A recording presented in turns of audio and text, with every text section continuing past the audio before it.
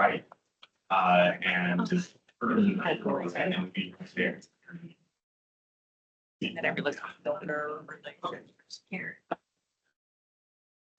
Good evening, everyone. My name is Brian Coleman, and I have the honor of serving as chair of the Affordable Housing Working Group for Arlington County Housing Commission. On behalf of the working group and the commission, I want to warmly welcome you all to the evening's highlight event, talking about the origins of the Affordable Housing Ordinance. The ordinance materialized 20 years ago when the county board convened a group of people, the Affordable Housing Roundtable, to address affordable housing and new development. Since then, the ordinance has helped shape our community and contribute to the county's affordable housing goals. However, times have changed and the housing market has done so as well. A review of the Affordable Housing Ordinance published in 2023 found that nearly all developers are choosing to make cash contributions to the Affordable Housing Investment Fund instead of dedicating on-site or nearby units as committed affordable units. In the midst of a nationwide housing crisis, a revision of the Affordable Housing Ordinance is vital, yet long overdue. We're grateful to have former roundtable members here share their perspectives. We are joined this evening by former County Manager Ron Carley, former County Board Member Jay Bissett, Senior Director of Enterprise Community Partners Melissa Bondi, and Vice President of Ditmar Company Bob Bushhoff. The Director of Community Planning and Housing and Development, Samia Bird, will be moderating that discussion. Tonight's event offers an opportunity to reflect on what we've been able to achieve, to learn from the challenges we face, and to have an honest conversation about what needs careful thought as we move forward. While it's important to focus on what more we can achieve, it's also essential to recognize the depth of that work, negotiation, and partnership it took to create the ordinance. Thank you to everyone here and online for joining us this evening. Before we get to the panel, to get things started, tonight I've invited Russell Denal Schroeder, Arlington County Senior Housing Planner, to provide some background and context for the Affordable Housing Roundtable and a high-level overview of the Affordable Housing Ordinance. Thank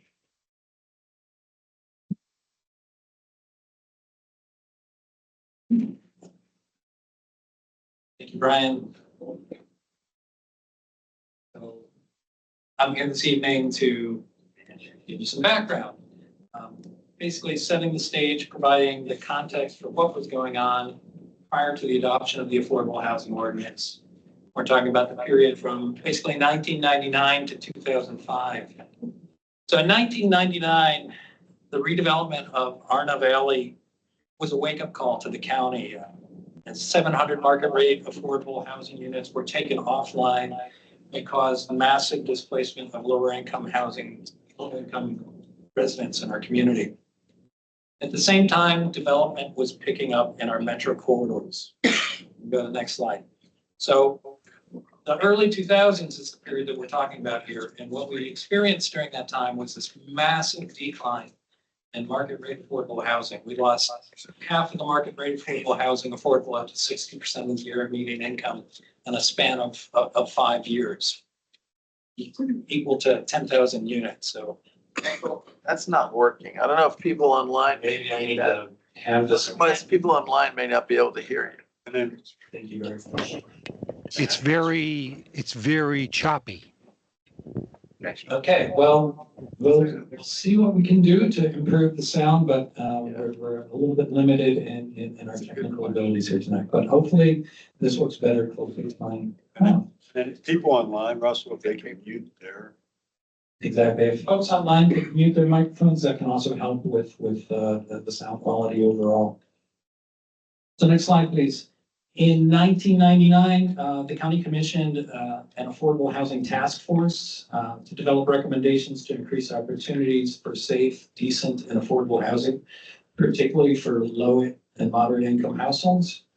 The task force recommendations were brought forward to the county board in January of 2000, and I'll highlight one of those recommendations that's pertinent to what tonight's topic. Its recommendation was to adopt a policy that requires the provision of new affordable housing units by site plan developers where appropriate and practical is the county's first priority, and the current policy of monetary contributions as a second priority. So this is important in setting the stage for what happens next. So let me just note here that through the site plan process, new developments are able to attain greater density than they could by right. So this increased development capacity through the site plan process basically creates value that offsets the cost of a variety of other community benefits and other improvements that are designed to help mitigate any impacts of the development. So next slide. Moving ahead a couple years, in December of 2003, the county board received a proposal from the county manager for affordable housing guidelines for site plan projects. The proposed guidelines would update the methodology for housing contributions for both residential and commercial site plan projects that had been in effect since 1987. Contributions for affordable housing were proposed to be the greater of $4,500 per housing unit, $4 per square foot of the gross floor area, or an equivalent value of on-site affordable housing units. These contributions would be voluntary, and the board adopted the proposed guidelines on an interim basis, scheduling public hearings for next year in February of 2004. Also in December, the board adopted a set of goals and targets.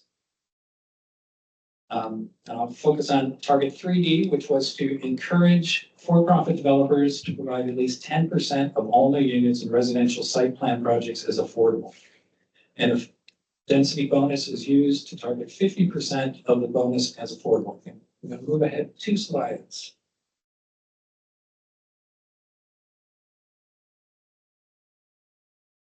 So in February 2003, the county board directed the county manager to draft site plan guidelines based on an ad hoc proposal put forward by affordable housing advocates in the community.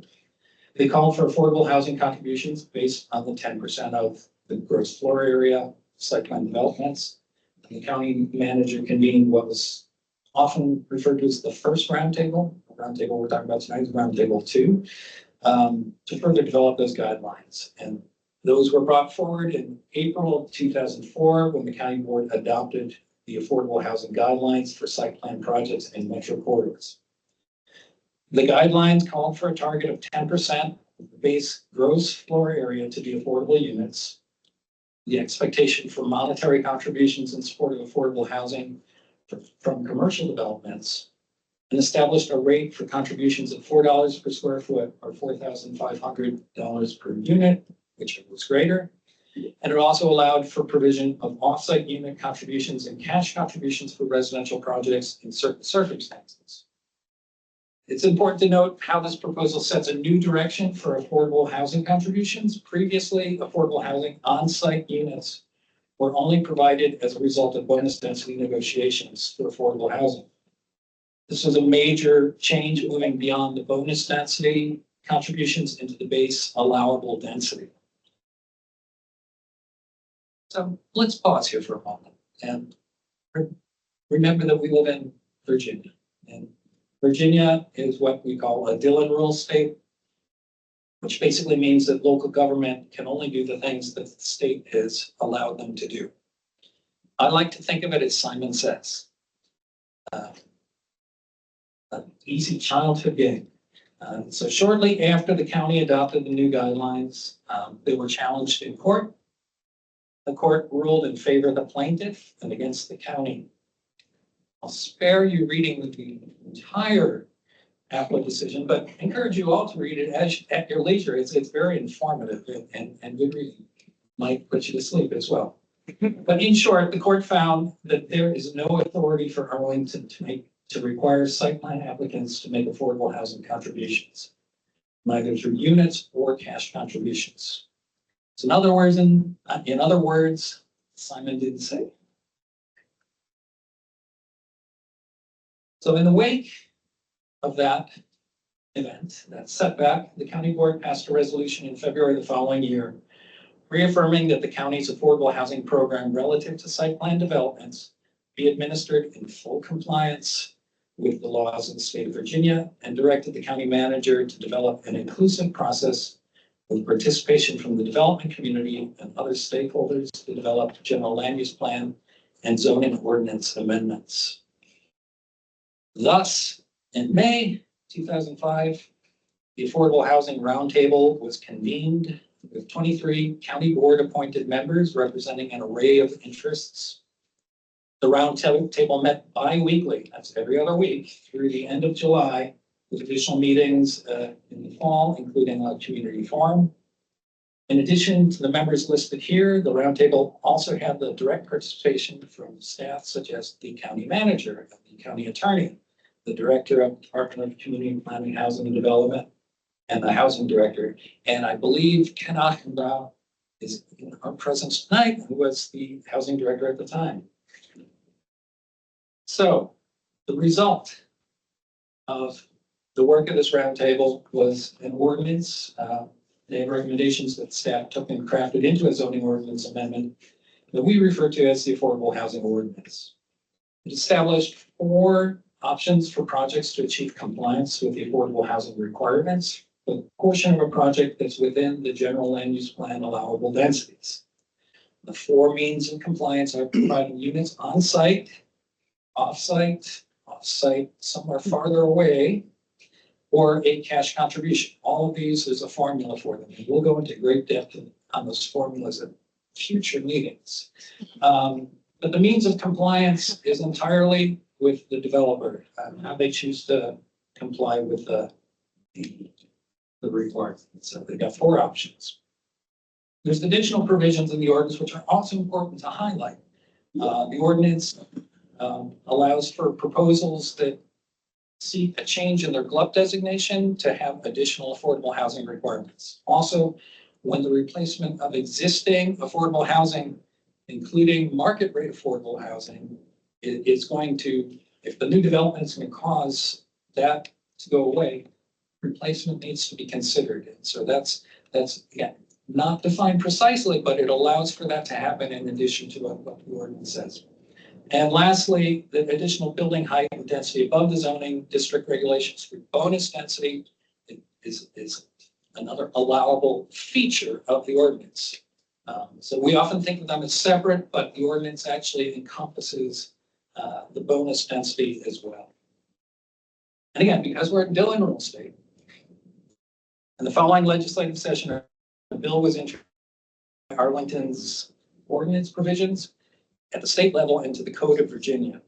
And Governor Tim Kaine came all the way up here to Arlington to sign the bill into law in May of 2006. And I want a special recognition to Mary Margaret Whipple, Senator Mary Margaret Whipple at the time, who helped shepherd all that through, participated in the roundtable, and really got that through the state. Kudos.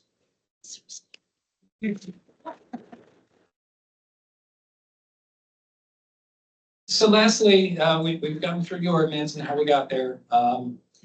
Want to just reflect a little bit on what the results been in the last 19 years since this has been in effect in Arlington. So to date, there's been $197 million in developer contributions to aid. Now, this includes both those received and outstanding contributions for projects that have been approved. And of those, 116 million come from that base ordinance provision and 81 million from the other provisions, the GLUP and the bonus density provisions. We've also received 542 affordable units through the ordinance provisions, 32 of those through the base, and most of the remainder through on-site units from the bonus density or the GLUP provisions.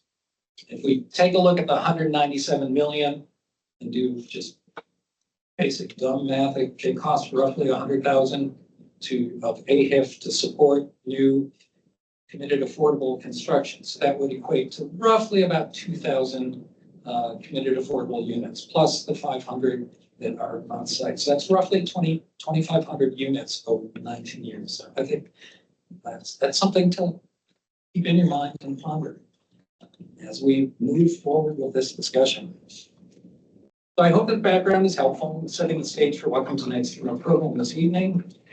I'd like to introduce the panel moderator, the amazing Samia Bird, Director of Arlington's Community Planning, Housing and Development Department.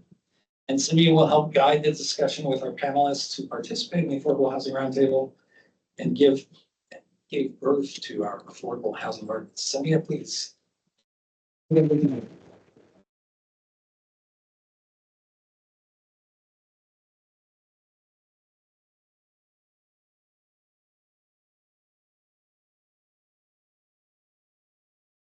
Good evening, everyone. And welcome, and thank you for joining us for this panel this evening. As mentioned, my name is Samia Bird. I'm the Director for Community Planning, Housing and Development, and I'm really excited to be joined by this illustrious panel here that I will be introducing to you.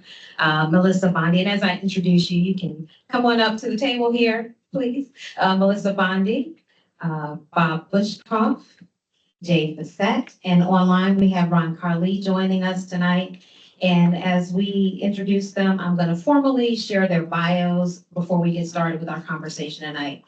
I feel a little disconnected, but so I'm going to try to gauge both sides here. So Melissa Bondi serves as the Mid-Atlantic Senior Director for Enterprise Community Partners, analyzing federal and regional housing laws, initiatives, and emerging best practices. She directs partnerships, coalitions, and campaigns in Maryland, Virginia, and the District of Columbia. Melissa has more than 20 years' experience in nonprofit public policy, advocacy, and program implementation. She specializes in community development and the needs of low-income and other vulnerable populations. She also pursues long-term strategic improvements to achieve greater racial equity and economic sustainability for households and communities. Bob Bushkoff has more than 36 years of experience in commercial real estate financing, asset management, and development in the Washington metropolitan area. He has been with the Dittmar Company since 1992, serving in various capacities, including management, finance, and development. Bob has served on the board of directors of AHC, the Arlington Chamber of Commerce, the Arlington County Affordable Housing Roundtable to develop amendments to the county's general land use plan and to draft affordable housing provisions for the county's zoning ordinance, the AED Real Estate Task Force, and the Arlington County Economic Development Commission. He has lived in Arlington County since 1983. Ron Carly, joining us there online, worked in a range of executive positions in Arlington from 1980 to 2009, the last 9 years as county manager. He subsequently served as Chief Operating Officer for the International City County Management Association and as County Manager of Charlotte, North Carolina. Currently, Dr. Carly is a clinical assistant professor at Old Dominion University in Norfolk, Virginia, where he teaches graduate courses on local government and related topics with a focus on diversity and social equity. And Jay Fassett is the managing principal of DMV Strategic Advisors, LLC. He also has 2 roles within the George Mason University's Scar School of Public Policy and Government as an adjunct professor and as co-coordinator of the Regional Elected Officials Initiative. Jay served on the Arlington County Board from 1998 to 2017. He was chair or vice chair for 10 of those years and played a major role in transforming Arlington into the nationally recognized sustainable community it is today. And I want to note that he was very happy that we did not have plastic water bottles today. So, well done. So now the formalities done, let's talk and hear what we can learn from a practitioner in housing community development, a developer, a former county manager, and a former county board member. So we will have about 55 minutes or so for our conversation, then we'll open it up for questions and answers. We will take questions both online and in person. So let's set the stage for this roundtable and learn what the environment was like at that time. So this question is for any of you all. We just heard about the history leading up to the creation of the Affordable Housing Ordinance. Can you share what the dynamics were like between stakeholders as the roundtable was convened, and then reflect on what your expectations were for the process at that time? Who would like to start with that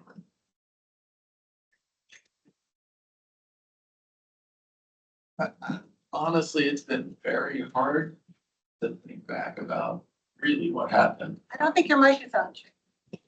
Right? I'll do the same thing we advised Russell to do. I was just saying, it's very hard, honestly. It's a long time ago and it's very hard to remember. The dynamics I remember had to do with why we were looking to increase the amount of affordable units.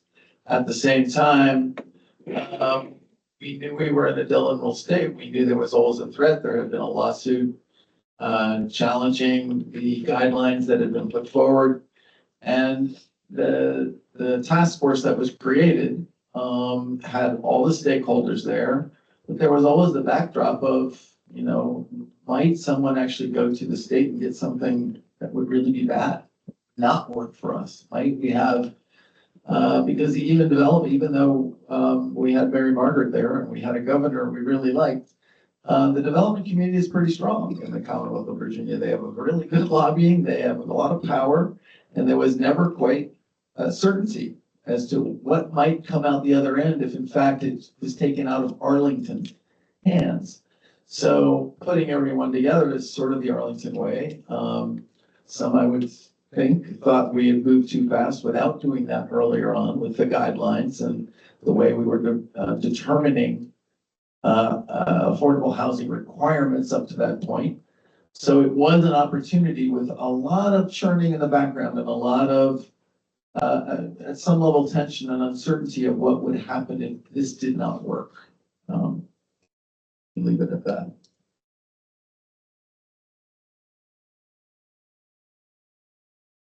Thanks, Jay. So I think what, Jay, you mentioned a couple of things like certainty, predictability, and from the development industry, those things were very important, still are very important, right? And back then we didn't have a lot of that. And a lot of what we talked about the site plan process, just all over the past years has been about how do we establish some predictability and some certainty so that when you're going to either own a site or you're going to look to buy a site and hopefully build some apartments on it or something that you can actually underwrite it, look at the economics, get it financed, figure out what it's going to look like. And I think what happened at that time when the guidelines, as you said, things were moving fast, right? So one day it was you had to do this, next day you had to do that. And it just got to the point where I guess a key word for me is that these were guidelines, right? But they were being essentially used like a mandate. They were just being, you basically had to say, you either did this, or at least we were saying, we either had to do it or we weren't going to get our site plan approved. And I think ultimately that's what came out of the unfortunate lawsuit. And I say it was unfortunate because nobody wanted to do that. We certainly ended up the Kansas Lincoln site being there by default, right? Because the industry stepped up to challenge what we felt was a mandate for the 10%. Whether that number was right or wrong wasn't necessarily the issue. And then because we owned the site, we ended up having standing, and so therefore we ended up being the plaintiff, I guess, in the suit. So Judge Alper ruled in favor of the industry, as Russell showed everybody. And so as a result of that, there was basically a ruling, a judgment that said the county can't do this. So it wasn't even that if we went to the state to try to get something different, we were at the point where the county couldn't do it.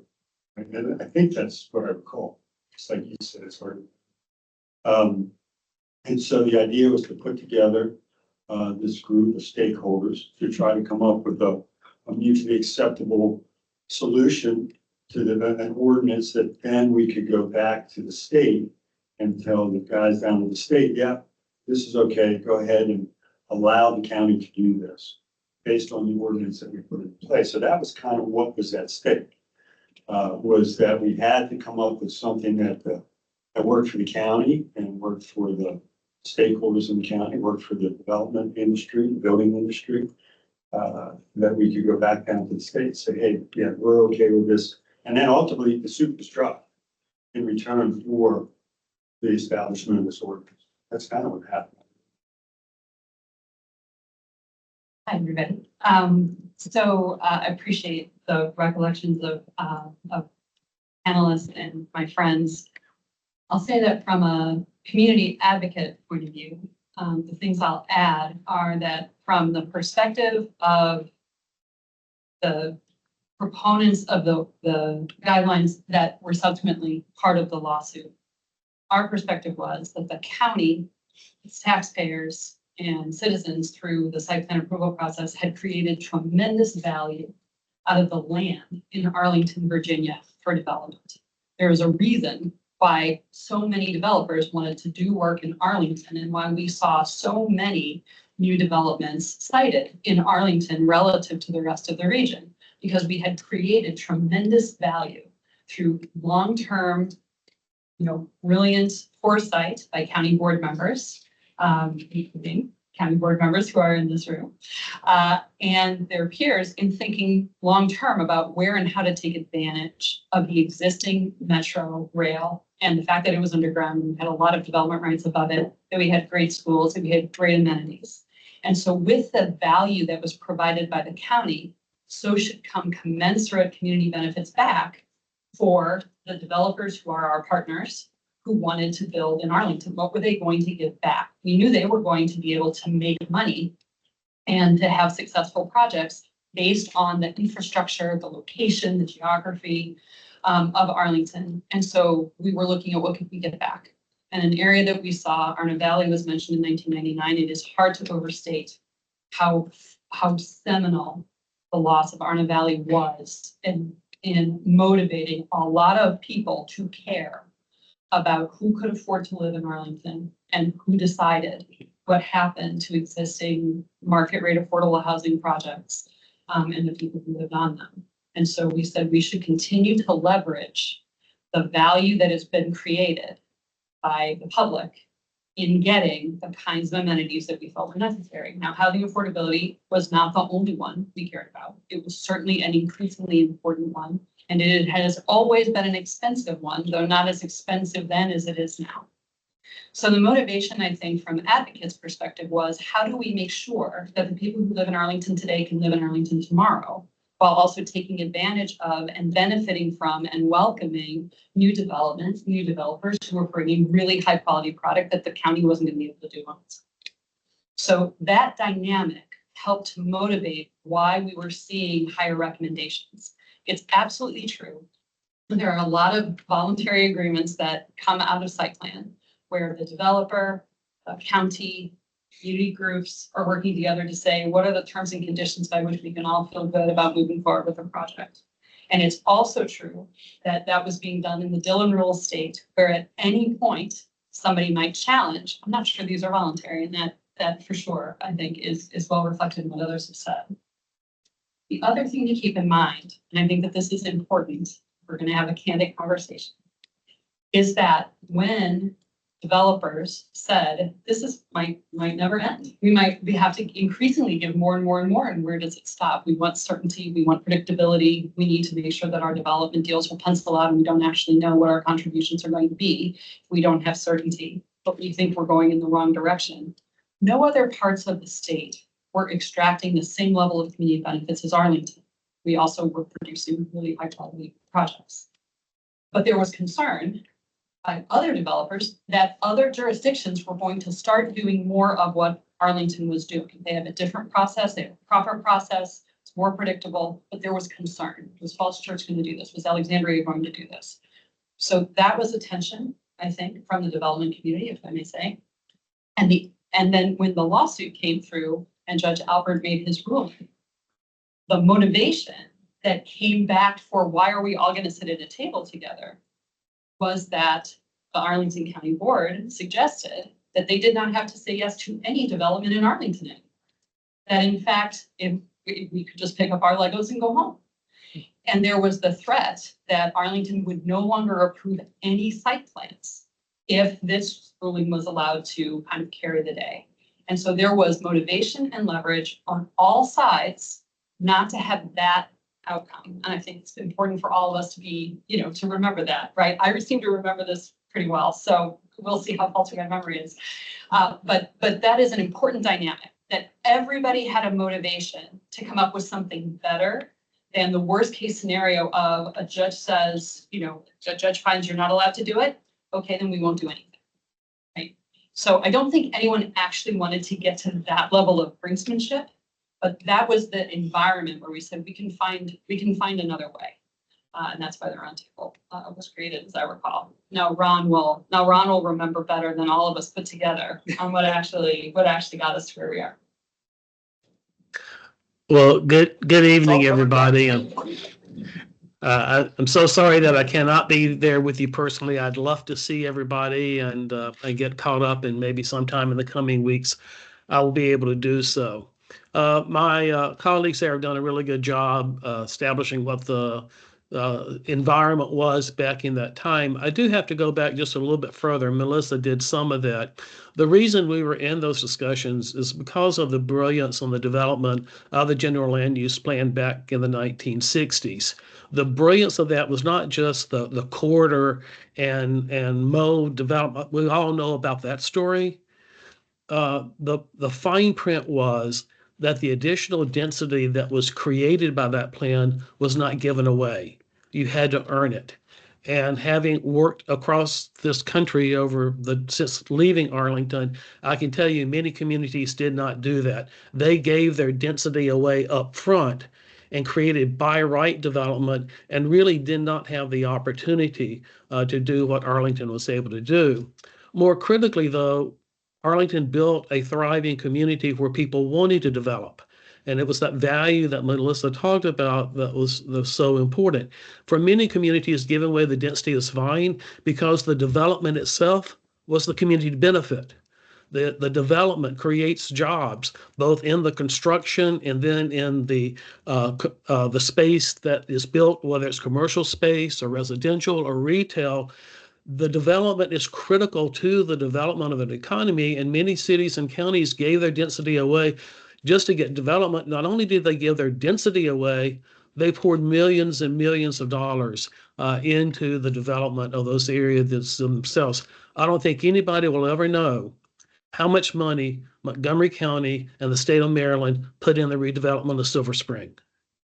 They put more money into that project than Arlington and Alexandria and Fairfax put into all of their projects during that period of time. And life was good in the early 2000s. We had recovered really nicely from 9/11. We were on a boom. Things were looking great. And so we decided to push really hard, as was explained by my colleagues, and we turned a win-win situation into a lose-lose situation. I tried really hard to convince Judge Alper that it was voluntary. She didn't buy it. I still love Judge Alper. I'd worked with her when she was on the juvenile court before. And the fact of the matter is, we were negotiating at a level where legitimately you could consider that it was required. And so we were in a lose-lose. If we weren't going to have the affordable housing, we weren't going to have the development. And I think one of the reasons Melissa remembers this so well, I don't know how many times I said to the advocates, if we don't reach a compromise, there's no affordable housing. And to the developers, if we don't reach a compromise, there's no development. We have to come together. And fortunately, and this is the thing that Arlington was most blessed with, we had people that were willing to come together from different positions with good faith and goodwill and sincerely try to achieve a compromise and turn a lose-lose into a win-win. Thank you. A couple things that resonate with me about what you all said is, comparing the environment then to now, not necessarily unlike it is today. The desire for predictability, the lack of uncertainty, things are moving really fast. The importance of development, the creation of value, but also the importance of housing and also affordable housing. And I think that that's something that has been consistent for Arlington over the last several decades. So I think that that's really important when we talk about the environment. Yeah, let me just add, because some of what I've heard brings back memories that I hadn't remembered earlier, but that was a time historically that value of land was rising very quickly in Arlington. 1999 to 2005, or that area, it was dramatic, the change in value of land. And I really appreciate that you all brought up, that was part of the context, was if we've done so many things right over several decades, why should that property owner or that developer get all that value when the community needs are so great? And do we need to adjust that? At the same time, I remember, as Bob probably does, sitting in board meetings and sort of doing that negotiation and using that leverage at the last minute, which isn't necessarily fair, isn't good practice. You need, as a developer, as anyone, a government, some predictability to be able to make it work. So that was really helpful for me in remembering some of this too. So let me ask this of Bob and Ron. So before the adoption of the ordinance, how were affordable housing contributions for site plan projects determined in practice? Can you give us a little bit more about that? We started talking about that a little bit, but tell us a little bit more about that. Maybe Ron, you might have a little better recollection of that than I do, but it was much more of a open-ended negotiation. And as Jay said, sometimes you get to the board hearing and the county board would say, well, if you don't do this, you don't do that, right? So there was a lot of that. And as I think I mentioned before, it was always a moving target, right? And as Ron pointed out, there are a lot of benefits that come from a new development, and I always call it a wedding cake, right? Which is the most important piece of the wedding cake for the county? Is it affordable housing? Is it historic preservation? Is it road improvements? Is it underground utilities?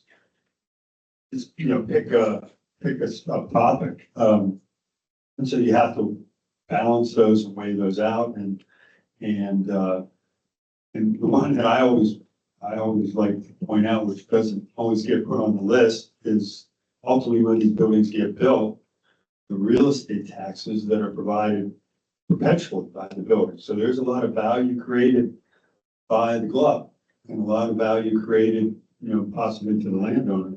But at the end of the day, that value does get translated into real estate taxes for the county. And then presumably we could take those real estate taxes, turn those around into affordable housing as the county's priority, put funds toward AHIF or whatever it may be to get affordable housing developed.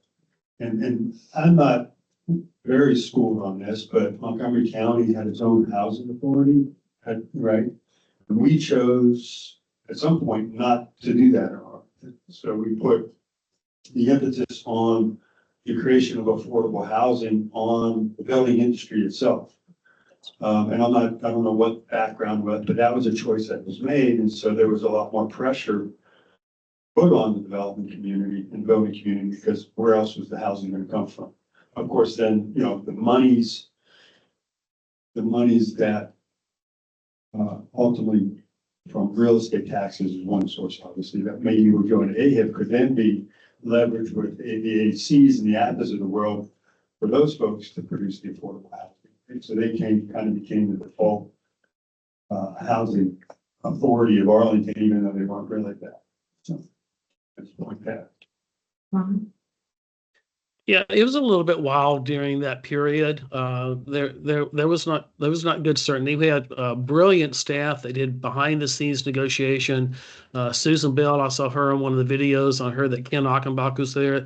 We had some of the best staff you could ever possibly have working these issues and doing so from very objective and analytical basis. And so we'd get to something that we thought would work, but it was, as Bob was just describing, we wanted everything. This has always been, I think, a feature of Arlington, both good and bad. We're never satisfied. We want more and more and more and more. We want to have that wedding cake and eat it too. As I don't know how many times I said as county manager during budget deliberations to the board, Jay, you may remember this, I would say, we can do anything we want to do. We are sitting in a situation where we literally, in this community, with the assets we have, we can do anything we want to do. We cannot do everything we want to do. We've got to set some priorities and make choices. And affordable housing was rising to the top. Environmental was very close behind. Transportation was also very important. But environmental housing rose to prominence, I think, because Arlington sincerely did believe in having a diverse community, racially, ethnically, and economically. And we had seen over the last part of the previous century, many of our Asian residents move out to the further suburbs, Latino residents moving out. And of course, Arna Valley was sort of the straw that sent this message. Do we really believe in diversity? Do we really believe in people being able to live here who work here? And that was the challenge that led to negotiating so intensely on the affordable housing. But it was not predictable. And as everyone has said, we ended up negotiating at the dais. That's the worst way to do negotiations. And I think it was part of that frustration that tipped the development community into saying, hey, we've got to do something to bring some order and certainty to this. Thank you. So Melissa and Jay, talk a little bit about what the community's expectations were for achieving committed affordable units within the site plan process before the ordinance. We've heard a little bit about not only value created in land, but like the importance of the values that the county had and still has focused on people. Well, everything I know I learned from Charlie Rinker. So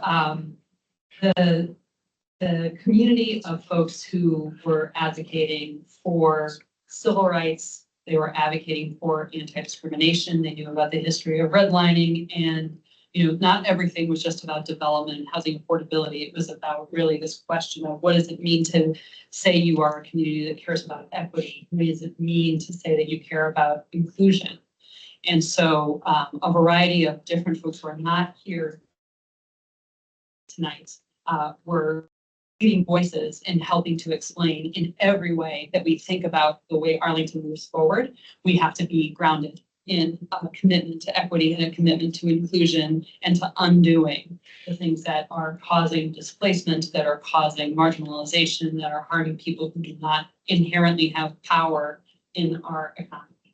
And so as a fledgling, a little birdie advocate, I was certainly very interested in looking at the ways that our site plan development process could help to kind of correct the record. What were the ways that it could contribute toward the solution?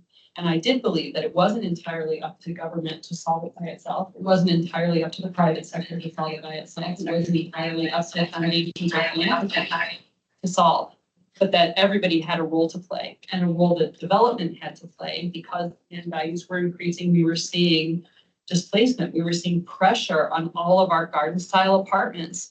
We had fantastic nonprofit, mission-minded, affordable housing providers in Arlington back then, some of whom are well represented in this room, but the buying capacity, the ability to compete, to acquire properties so that they wouldn't lead to massive displacement, so they wouldn't lead to condo conversions or townhouse conversions to sell to the highest bidder.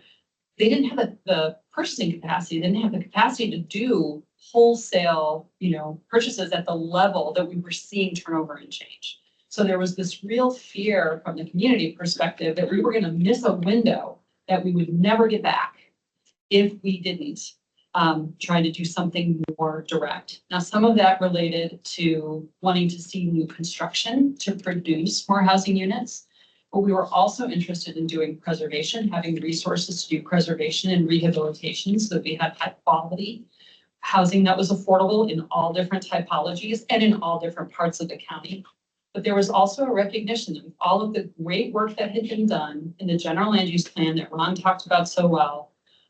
One of the things that the county board members from that era acknowledged was that we could have done more to articulate what affordable housing should be available along the lines that were going to benefit from all of the transit-oriented development. What were the ways we were going to make sure that TOD had space for equity and inclusion for people of all income levels? And so there was also this belief that we needed to, that was the one thing that we didn't quite get 100% We didn't have perfect foresight and with all the incredible things that were accomplished. And could this be added on? So those were some of the things that we were looking for. And knowing the highest land value area was on top of Metro, and that could be this.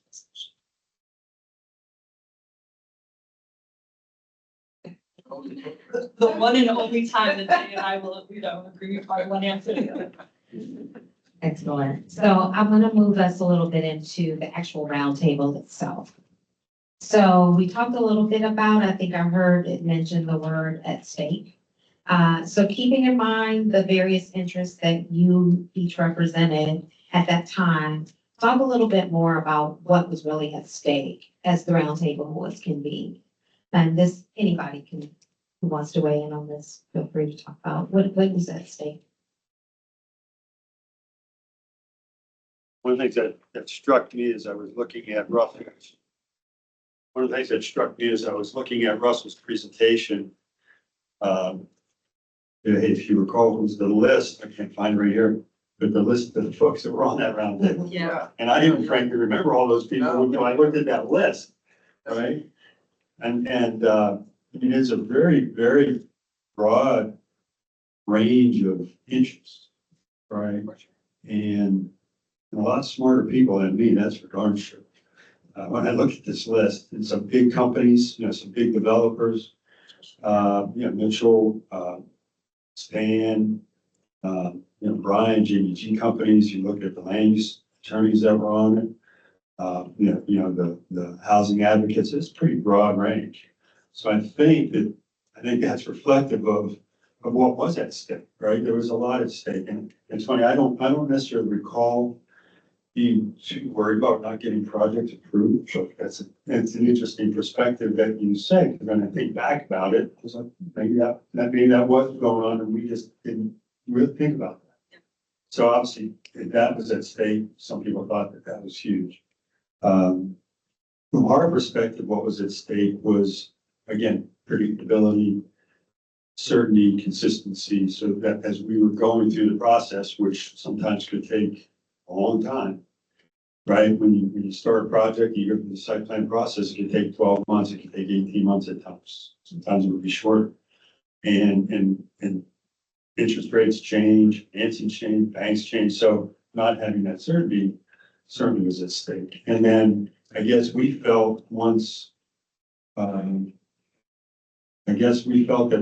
the lawsuit, the judgment came down, I guess that was at stake, right? Because the county was in a position, or we thought the county was in a tough position, that if they didn't work, if we weren't able to come to a mutual agreement on the ordinance, that the county would not be able to require affordable housing, but still be in a position of, if we were on a site plan, still, how could you not approve a site just because it doesn't have affordable housing? I think all of those things were at stake. It's somewhat, some of the things you just said jogged my memory about the delay. It wasn't necessarily that the board might never approve it, but one of the leverage points would have been conveying the potential uncertainty, or the word we all keep hearing lately, pause. We're going to pause, or we're going to review, or we're going to create greater uncertainty. So while I think you're all right that nobody wanted any of that, everyone's looking for what bit of leverage you have to get to.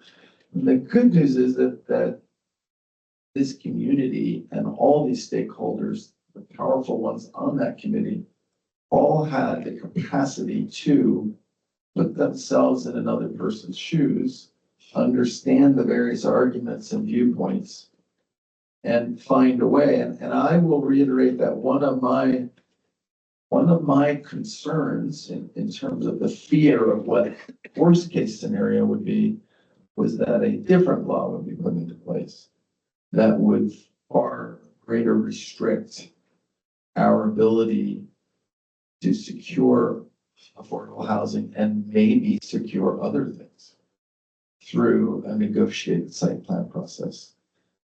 because the development community in the Commonwealth is a strong force in terms of us.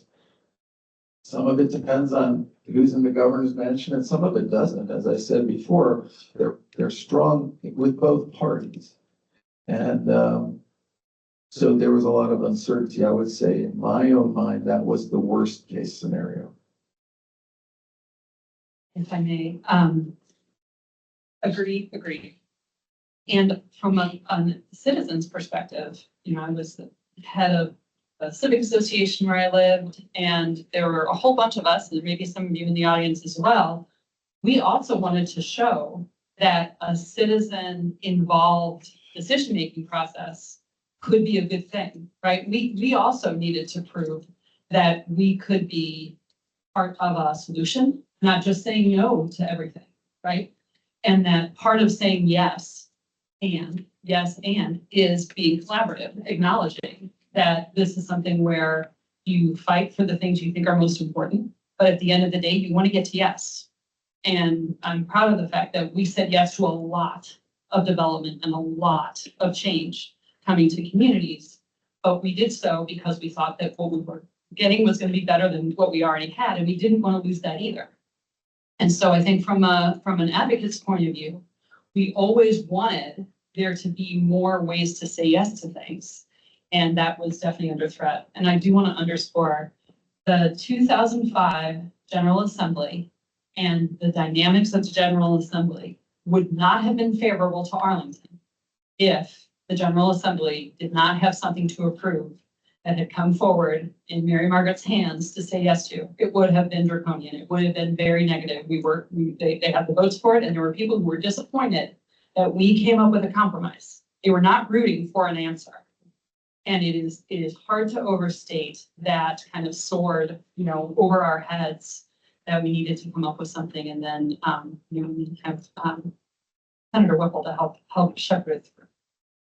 That's what was at stake from our perspective. Just to build on that with Mary Margaret, I was going back through some files trying to figure out what the heck happened back then.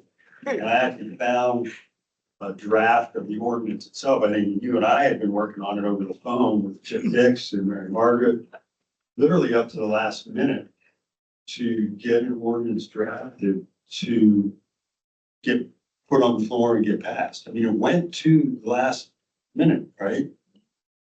So there was a fair amount of stake. It wasn't like it just kind of happened. I mean, it was right to the edge to get that thing approved.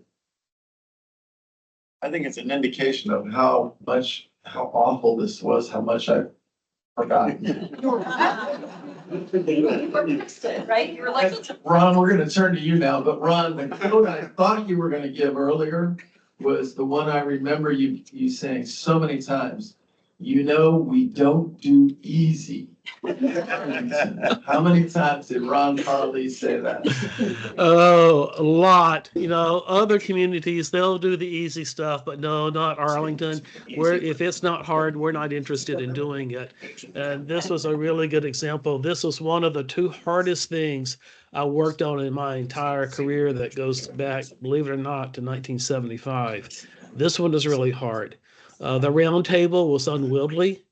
Getting that many people in the room with that many strong personalities was a little challenging, to say the least. And having the chair of the county board chairing it, being in the role of trying to be both a facilitator and the chair of the county board, I think was somewhat challenging for Jay. I think he probably relished it at a certain level, but it was a challenge wearing both of those hats.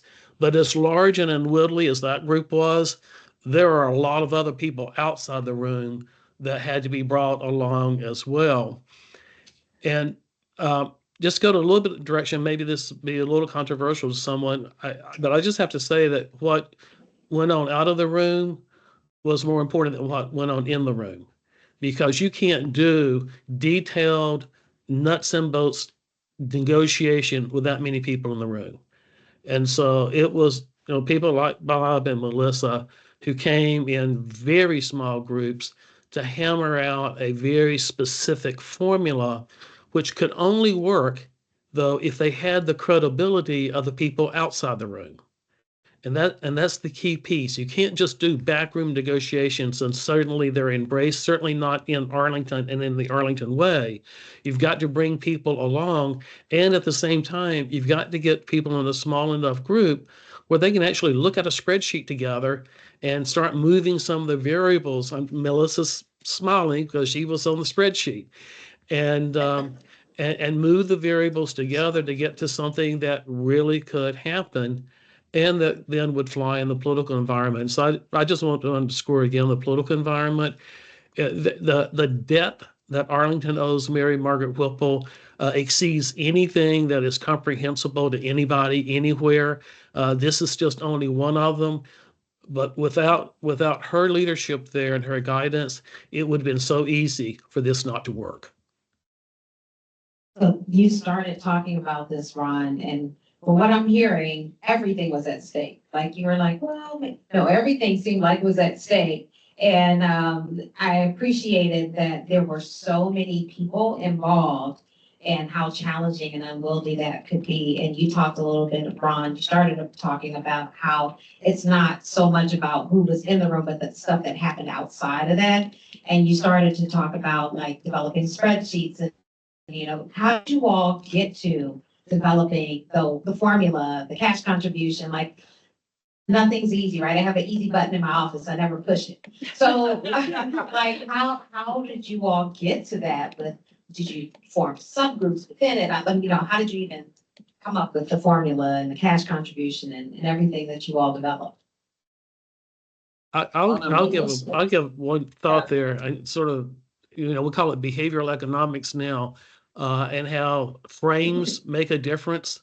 The earlier frame of the old formula actually created a template from which we worked, and so we did not break that. We substantially transformed it, but that frame was a significant advancement to getting to the final decision. Ron gave the cool answer and I'll give the nerdy answer. So it's a couple of things. So reading the Kansas-Lincoln decision and having an understanding of what's available by right, and then what was this optional general land use plan density, right? That was really the nut of a lot of the decision. We started with an assumption. Okay, we should assume that there's a baseline by right in all hypothetical projects that we're not going to ask for contribution because the court case was really clear. And so when you see that, you know, up to 1.0 FAR, you're exempt, right? That is grounded in the lawsuit. And it was grounded in this notion that we're talking about optional density and not baseline density. So the stand-in for that in order to do a back of the envelope, you know, let's start, was the 1.0 FAR. So that's its DNA. The second thing is another cake analogy. I don't know if you'll remember this, but we talked the chocolate cake. It was a chocolate cake analogy. So there's this famous analogy that says, if you really want to divide a chocolate cake evenly between two people, the best way to do it is to have one person cut the cake and the next person decide which one of the two pieces they want. That really motivates the person cutting the cake to do a good job making sure that they don't get shorted in the piece left over. And so the reason we made the terms of the ordinance, here are options. The county sets what the options are. This amount of percentage on site, this amount off-site nearby, this amount off-site anywhere, this amount as a cash contribution, was because we were gonna cut the cake. And then the developer would get to choose which one they wanted to take care of. So it gave us some flexibility, but it also provided some predictability and it gave agency to both sides so that we wanted a chocolate cake that would be as fair as it could be, knowing that there's a lot of variability that you couldn't possibly figure out prospectively in what a project might be. So that was part of it. The third thing was, as Ron said, there was this template, right? We had seen, you see some of these numbers, they sound very familiar, $4 a square foot. That was what we thought we could get from commercial projects. We wanted to make a nexus argument that not just residential properties should be contributing toward affordable housing, right? Because our workforce needed, not, they were working in commercial space, so there was a role there. But we had this template that had been well considered, that staff had worked on under county manager's direction, that had the support of the county board, and that was already in public saying, and it's about $4 a square foot. If it was $4,500 per unit, if a unit's around 1,000 feet, or 1,000 square feet, right, you're getting these same numbers. So we wanted it to be adjusted for inflation. We knew that $4 was going to age poorly over time. We knew that things were going to get more expensive, not less. But all of these elements were nuts and bolts based on the decision itself, based on what we already had as a template from the memo that had been adopted by the county board that led to the lawsuit, and this kind of notion that if we leveraged everybody gets some agency, but everybody also has predictability through requirements, we might be able to come up with something that could get to yes with all of those different stakeholders. I did do a apparently famous spreadsheet where I looked at all of the projects that had been approved in the prior 5 years in Arlington. And I said, if we had this amount of contribution on these projects, what would it have generated for the Affordable Housing Investment Fund? What would it have generated in terms of actual number of units? We had gone through and did an iteration of, okay, well, what if it was exactly. So what would it look like if it was this? Well, what if we made it a 5% rather than a 3% or an 8%? So we did iterations and looked through. And so the numbers that are in the final, what was adopted, were based on having done that math and then doing the shuttle diplomacy of, does Charlie Rinker think about this? What does Kerry Johnson think about this? What does Jay Passett think about this? What does Bob Bushkoff think about this? Listen, learn, iterate again. So all of that was happening, and again, with a lot of time pressure, but people working in good faith. So that's my recollection of how we got to it. Amazing. I know, I was gonna say. This it's burned in my brain. It's burned in my brain. That's how you say it, don't You guys had to endure a lot of stuff with me during that time. So another question quickly, that will build on that just slightly, but a little more squishy. I was gonna ask you about your feelings. How did you feel about it then, the outcome, and how do you feel about it now? And that's for anybody. First. Feelings, huh? Yep. Yep, we're going there. Where's Renee Brown when I need it?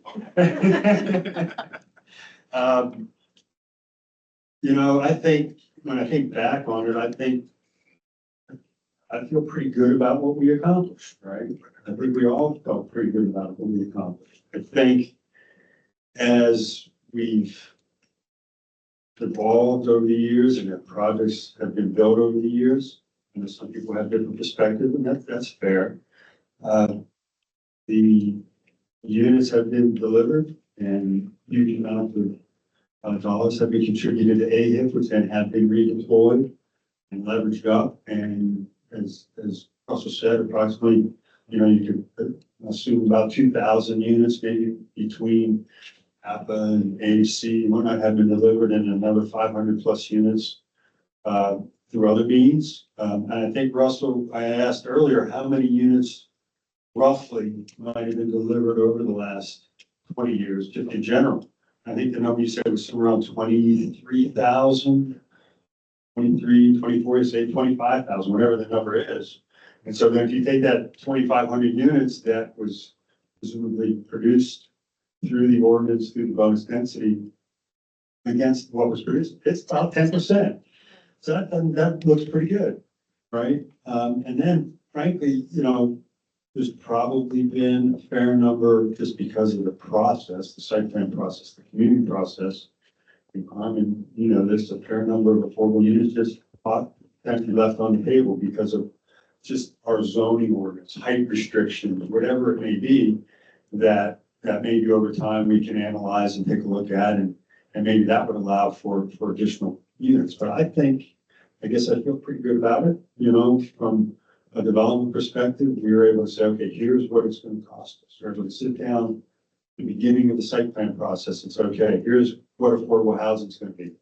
here's what our lead contribution, our lead is gonna cost us. Here's what the underground is gonna be. Here's what the road improvements are gonna be. So you can actually underwrite and you can come up with a budget to say this is what this building is gonna cost. So I guess I feel pretty good about it. Anybody else? Ron? Well, at the time, I would say I felt pretty relieved. My 5 bosses at the time were putting an immense amount of pressure to get this done. And I have to pay homage to Chris Zimmerman, who's not in the room tonight, I don't think, but he was certainly a prime mover in stimulating this discussion and getting the deal. And ultimately, he was one of the key people that had to be supportive of it, along with the other 3 county board members as well. So I certainly felt relieved. And I also was very proud of Arlington.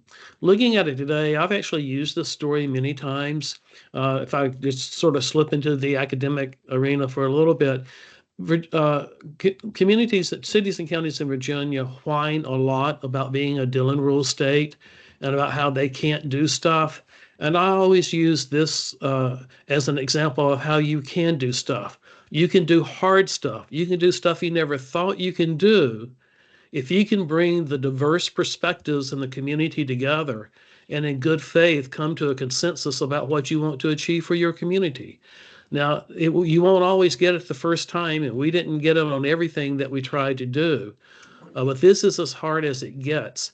And that the development community and the advocacy community and the political community came together, I think shows what any local government can do if they can achieve consensus and are willing to work hard at it. And I think that's a lesson for everyone.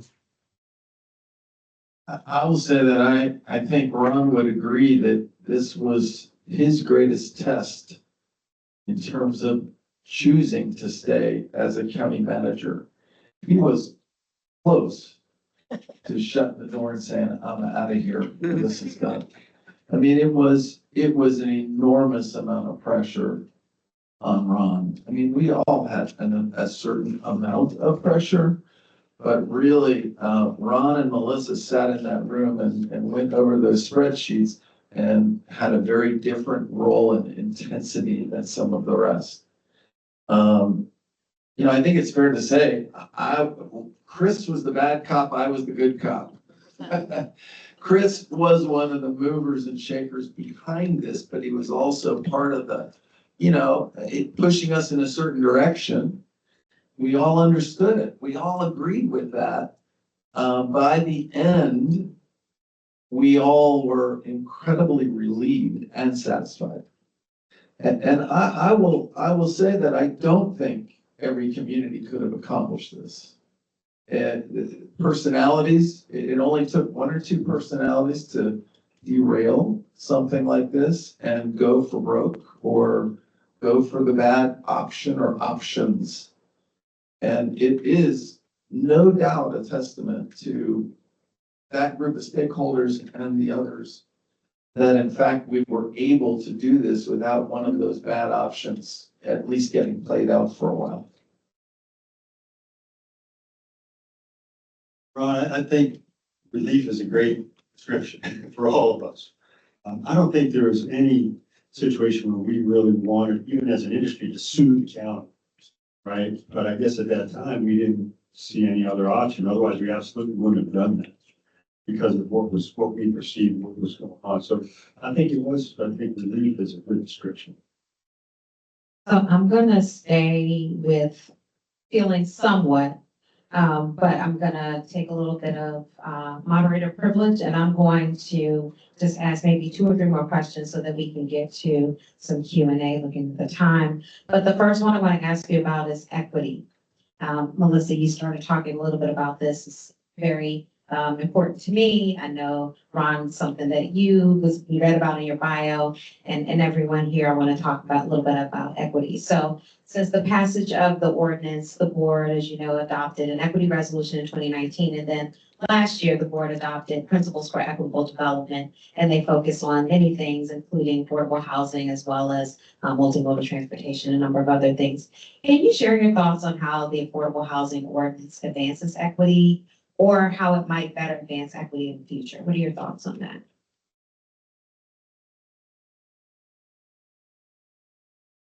Thank you for that question. So in my day job, everything that we do is centered on this question. And so I will say that I have always been very proud to be from Arlington, because this has been centered in our work long before we had chief equity officers, before we had, right, there are a lot of things that I think were ingrained in the way we approach this question. Fundamentally, everything about land use and zoning is rooted in redlining and discrimination. And so any work in housing, any work in residential land use is either the trying to overcome and trying to correct, or trying to mitigate against the parts that are bigger than what a local government or what a local community can solve on its own. So we still have so much work to do on this front, but what I give Arlington credit for, truly give Arlington credit for, is first of all, providing agency to communities to speak for themselves about what they want to see. And that is not only centered in folks who look and sound a specific way. That is for all parts of the community. Where we are challenged always is in conflating housing affordability with equity. They are not the same. There's one thing to build or preserve and rehabilitate units, and another to figure out who gets to live there and whether or not they got to live there before or after that unit was committed, and where and how we invest the resources around where communities are and what they have access to. Arlington has great public schools. Not every community in Virginia can say that. But those are the kinds of things that help actually achieve equity, so it's not in a vacuum for me. I think that Arlington has done a lot, and we can never rest on those laurels. But there really are fundamental elements that transcend the issue of housing affordability. We are still, as a nation, we are still as a state, we are still as a jurisdiction, not producing and preserving housing commensurate with the need when it comes to affordability. And we still do not have wages that keep pace with the cost of existing in Arlington. And while those things exist, we continue to struggle. Anybody else want to address that question?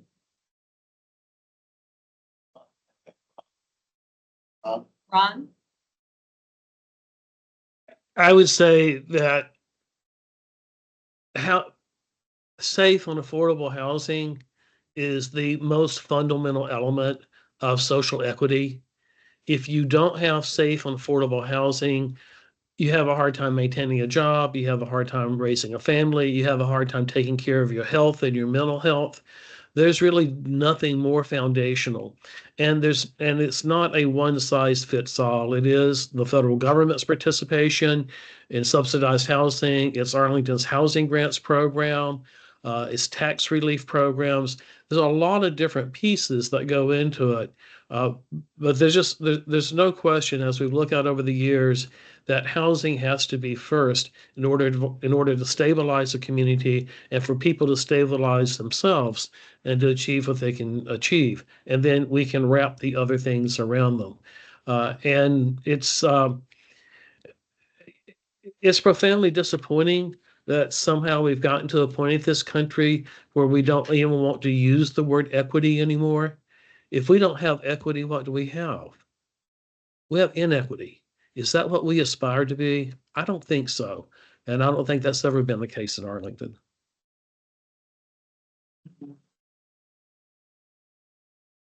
And so I think I'm going to ask this of you, Bob. So in talking about the future of the ordinance and the future of affordable housing, how has the market changed? And particularly in Arlington since the time, and you've developed a lot, over those years. And what are some of the challenges and opportunities for achieving affordable housing, and particularly in site plan developments? Well, I think everybody has a feel for how things have changed just from a cost perspective, right? What we built 5 years ago compared to what we're building now, the cost is 4 times as much. There's less available development, less land available to develop, right? Versus having to take an existing structure and possibly an old office building or old apartments and tear those down. Rent's more expensive, right? Which reflects on building's more expensive, but it's also reflective of Arlington being a very still desirable place to be. Right, going back to Ron in the 1960s when we had the metro go underground and up the corridor instead of up 66, right? Creates a lot of opportunity. As far as the affordable housing ordinance and looking at it, there's always an opportunity to look at things that we've done in the past and see if they can be improved upon.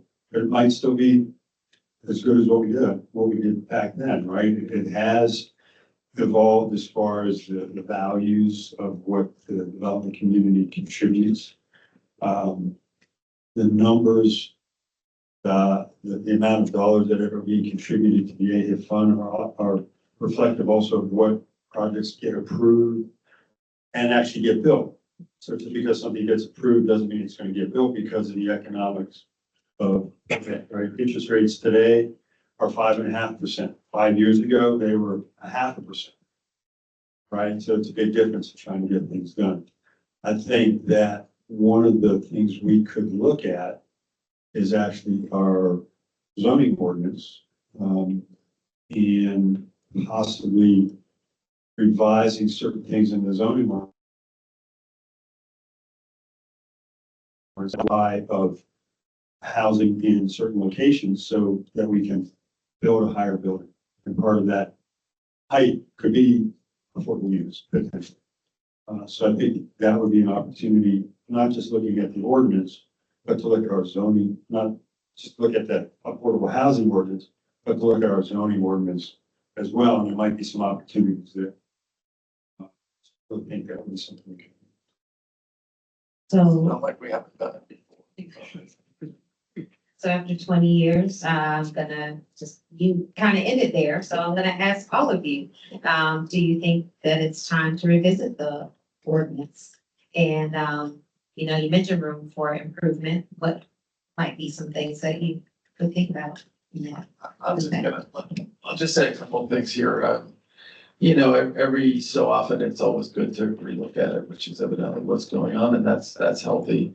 You know, there are a whole variety of ways, whether it's accessory dwelling units, English basements, you know, to increase affordable housing options and alternatives for people.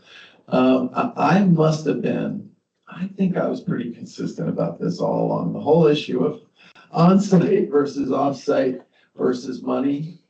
I think I was always on the shorthand of this one. I was in the minority of the board, maybe alone. I do not have the same commitment to on-site units as the priority of the community has been for a long time. My interest was in maximizing the number of units, always. That was my preference. And if you got more units down the road by preservation or using older buildings that, you know, and you got twice as many units or 50% more units, I see all of Arlington as at risk of affordability and all of Arlington just about as accessible.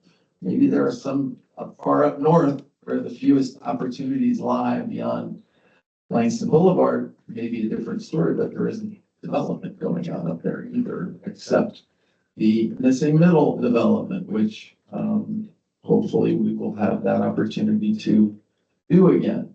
But I've always been one to prioritize maximizing the number of units. And for me, even in each building, as a developer builds a new building, is not maximizing the outcome, not the outcome I'm looking for personally. But as I said, I was always on the short end of that stick.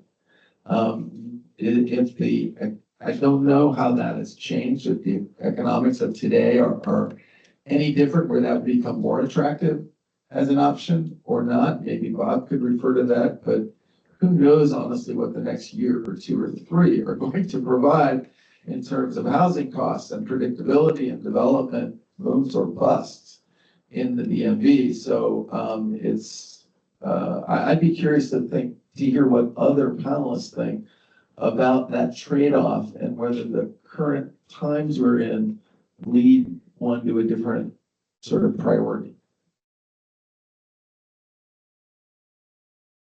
So two things come immediately to mind. The first is, yes, I absolutely think that it's time it's been 20 years. It's hard to accept that it's been 20 years. I had a 20-year career in housing, and it started in Arlington, at the University of Arlington, and learning from all of the great conversations and how we got to yes on so many things.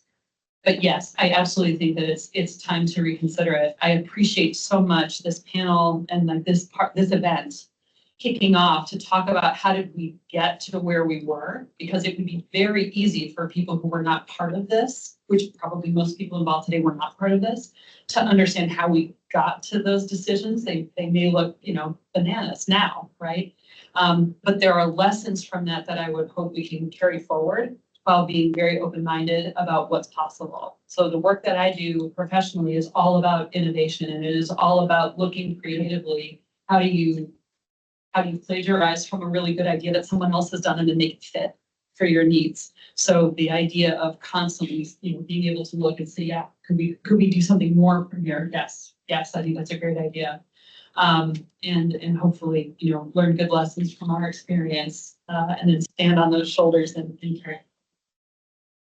In terms of what I'd like to see, I want to just say where Jay is coming from is also where I'm coming from.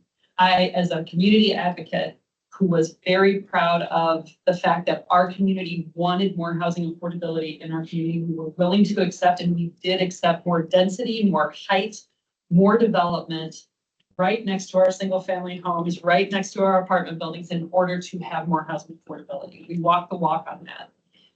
Location mattered a lot to us because we wanted to be inclusive. We wanted to embrace that. Now that I work in an environment where we are financing deals for committed affordable housing, we are providing capital, we are leveraging capital, we are working with developers, we are developers, we are working in policy, we see the whole ball of wax.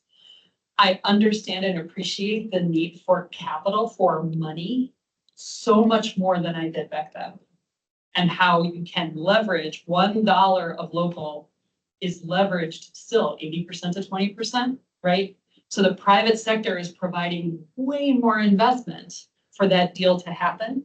And all of that is coming locally into your community. Hopefully it's being used to provide the community amenities that we all agree are important and is actually benefiting human beings at the end of the day. But it is also providing real estate taxes. It is also providing all of these other longitudinal benefits. So I appreciate dollar contributions more than I did 20 years ago. And I have more understanding now than I did. And the environment in which the cost of actually doing housing affordability is so much greater. It is so much greater.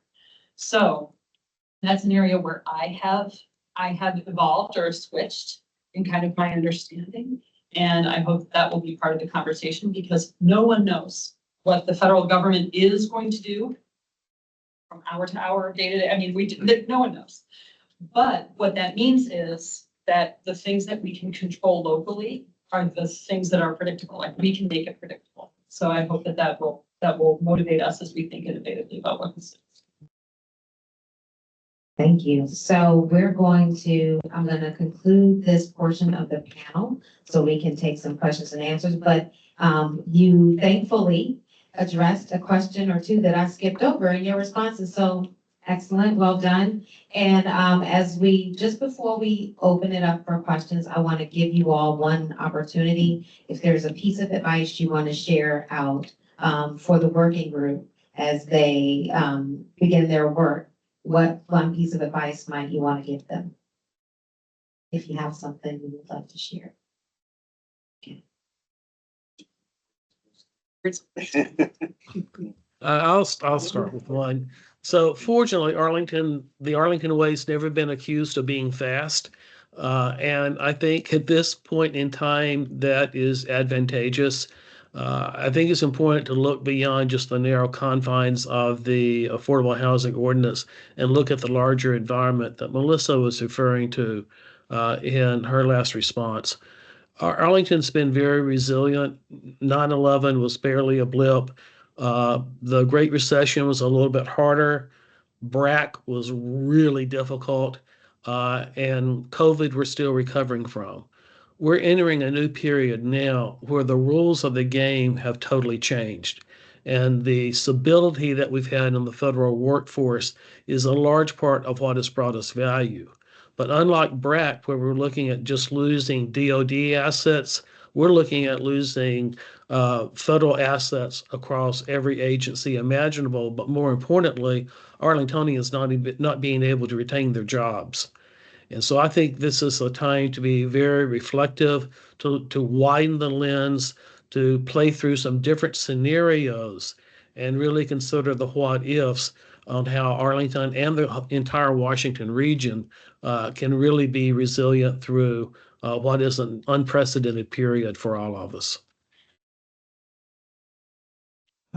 I will say one thing, and that is I've always been a regionalist. Arlington's a small part of this region, relatively speaking. Other parts are growing faster than us, even in terms of population. Yet we've always had far more influence and far more ability, far more engagement at the regional level than anyone else. And we have a strong voice, and we've always had strong leadership in all the areas of public policy. I would say, and we do regionalism fairly well compared to most places, especially in light of the fact that we have 2 states and a district that make up our DMV, our region. I would encourage the working group to also think regionally, to seek input from outside the borders of Arlington, and to collaborate where possible and to engage, partly because if you need to go to the state, one, you get good ideas, you'll run your learning, but you also have very powerful friends in the region, whether it's Fairfax, which is 1/6 or 7th of the population of the state. And you have an ability, I think, to come up with good ideas, but then practically speaking, if there's some difficult parts to that, allies and partners in moving forward to implement some of those changes. And we're not talking about ignoring the business community or development community or anything. We're just talking about expanding the universe could be of value. So I would think about that early on. Thank you. So thank you to our panelists. We're gonna go into some Q&A now. We'll start with Brian Coleman. He's gonna take some verbal questions from the working group first, and then we'll take some questions because we had some things submitted already. So. Thank you so much. First, I want to say thank you again to our wonderful panel. A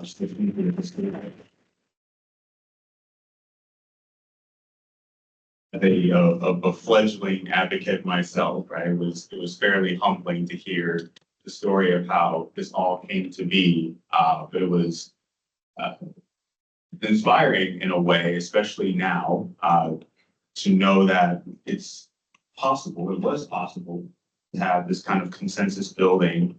I work in that, and I know that it still happens, and it can be difficult to see that amongst everything going on, but to know that our leaders and community advocates have put in that work to create the foundation for this it gives me optimism. And to start as chair privilege, I would like to just ask a question, and before we begin this, I want to just take a moment so that we understand. I want to get to everyone. We don't have a lot of time, but we can just limit it to one question per person. We'll move out so everyone has a chance to ask a question. as I was listening to the conversation you were having and thinking about how the cost of land and housing has increased significantly over time since 2000.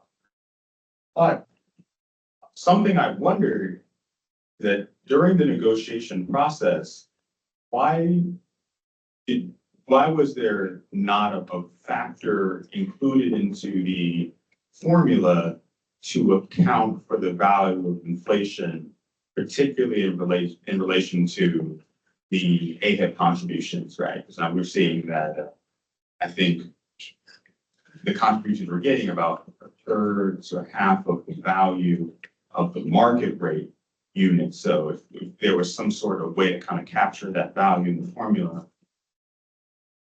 what was the thinking behind when that was created? So thanks for the question. Again, the nerdy answer is that there was consensus around the idea that we would adjust for CPI, that we would do a regional CPI, and that would allow for the escalator. But where we got to tension, right? People were working in good faith. Where we got to some tension was over how much perspective, how much speculation were we going to do on this upward trajectory of value? And the idea that, the development community said, well, you can't assume that this is going to go up forever because we have no experience history saying that it will be that way inevitably. So there was not comfort level with having something that was speculative in the formula that was going to be a state law. But CPI was something that had consistency. It had been used in other forms. It was something that could be kind of pointed to in other legislation. So that was what we could get consensus on. Thank you. Move to one of the first, we'll start with the subcommittee members. So if there's a member who'd like to ask a question. Russell, ask. Hi, I'm Jason Schwartz, and I'm on the Public Commission and on this panel committee. So thank you so much. My question. We've talked a lot about development community, we've talked about Arlington at large, but not a lot about Arlington renters, and particularly market rate renters, existing ones or future ones. And I think about that in terms of equity. How do we account for that going forward, considering that Arlington now is majority renter and most of those renters are at market rate? Thinking about a lot of the buildings coming in line, even just next door, the smaller units are, especially the buildings constrained by FAR, not units per acre. They're affordable at 80% already on market rate. And I think about, how do we account for the fact that, the person moving into that, his cost is higher to contribute to affordable housing, 8% AMI, or perhaps even less if they're with roommates or other market rate renters. When, you go across the street, to a by right development, single family or townhome, $2-3 million. How do we account for the renter, the market rate renter, and how do we see that, I guess, that vision to the community that the people moving into these buildings renting at, 18, 19, 2,000 for a studio, or, perhaps 20, high 20s, low 30s for 2 bedrooms or families, these are not necessarily people at well above 100% AMI. So how do we kind of level that with the expectation of who's funding affordable housing for below 60? Is it people earning 80%, or, how do we kind of level that with the community? Because we have all these inputs. So how do we make sure that's smooth and equitably divided amongst all of Arlington's income and wealth levels? So I'll start with that. So I'd say there's 3 factors that come to my mind. That doesn't mean it's the right answer for everyone. But when I was a housing commissioner, we cared a lot about a lot of different parts of what I'll call the ladder of housing. The idea that maybe when you're either working full-time or you're just out of school and you have student loans, the amount of housing you can afford is different than what you hope it will be, right? If things in your income progress, and then you can graduate to a different kind of housing. And I don't mean typology. I don't mean that everybody's dream is to live in a townhouse and then everybody's dream is to live in a single family home. That's not the case. But as a practical matter, that you will be able to ladder between different types of housing at different price points over the course of your life. And for me, as an Arlingtonian, I would like for everybody who would like to live in Arlington at any and all stages of their life to have a place they can call home that fits what their needs are at anywhere on that continuum. A challenge for us in housing is to remember that while affordability is one of the greatest, like the hardest nut to crack, the other elements of housing are total amount of supply, diversity of typology to meet different folks at different stages of their life, different stages of their household size, different stages of their mobility, different stages of their income. And so I would say, yes, it is incumbent upon anyone who cares about housing policy to be thinking writ large about what is the current condition of our population, like what comprises it, who can't come to Arlington that we want to come to Arlington, who's leaving and why. Are they leaving? Is it because they don't have that ladder up to the next housing typology that's appropriate for them? Or because they get priced out?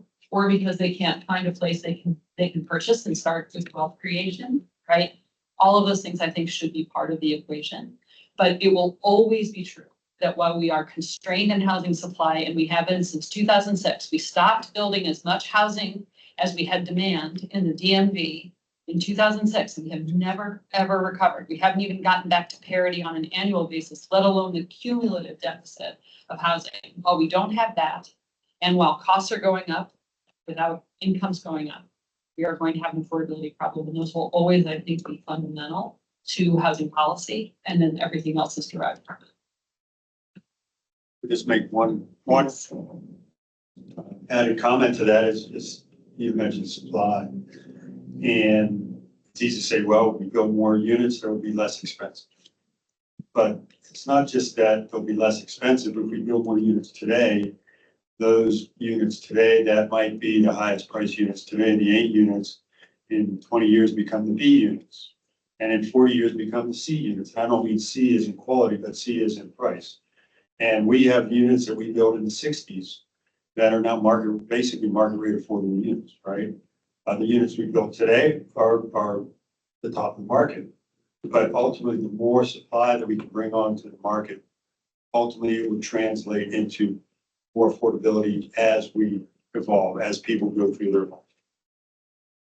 And as we keep getting these damn larger houses, ADUs become even more desirable, possible, carving up some of those huge, monstrous buildings. Yeah, Joe Ventone, member of the Housing Commission. Thank you very much. I have a comment and a question. One, from the federal perspective, I started my career in 1974, project-based Section 8. 30 years later, we had a preservation problem, and I think that 30 years later was one of the impetuses for the Affordable Housing Ordinance. Also, we're going to be dealing with that same issue with the low-income housing tax credit, which those 30 years are going up now, right now. So that's going to be putting pressure on what we're doing. An outstanding historical perspective. For me, I was on the Housing Commission 35 years ago, and Margaret Whipple was chair. So this was great perspective. We have a current example of Hotel Pentagon that the county board just approved with some controversy. So I'm wondering, from your perspective, what can we learn? What can we, looking at the Hotel Pentagon, 543 units, nine affordable, $2 million pumped into AHIP. One of the requirements is transit-oriented development, which I think is a little questionable since it's 2.5 miles from the metro and not near the metro. What can we learn, and how can we look at that project and beef up our ordinances to bring local work? Thank you.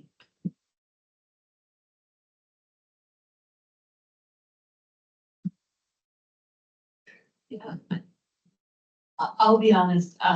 The challenge for me is that I'm the kind of person who would want to answer that question after having read all of it, read the entire staff report and all the community meetings. So can you ask me that question in like Sure. 10 days? I'm only saying that because I think we should be looking at that as we look at beefing up.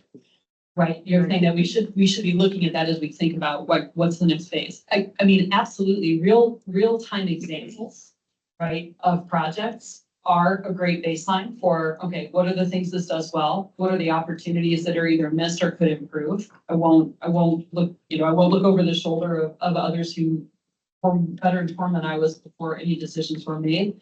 But just as a practical matter, yeah, we used Arna Valley as this was the wrong outcome. How do we get something better?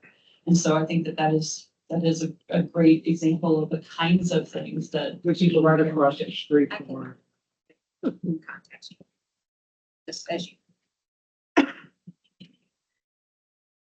If you're not familiar, it's just to give a little bit more context. The county board approved a site plan for the Hotel Pentagon site, which is right at the intersection of 395 and there. And it was 541 units that were market ratings, but 9 of those under the bonus density provision were affordable. And then under the ordinance, it was $2 million cash contribution or the units on site or the units nearby. So the reaction is from the community was that was not enough in terms of the development proposal in Green Valley, in a community that has experienced a lot of things over generations. And so that's the context as you guys just said.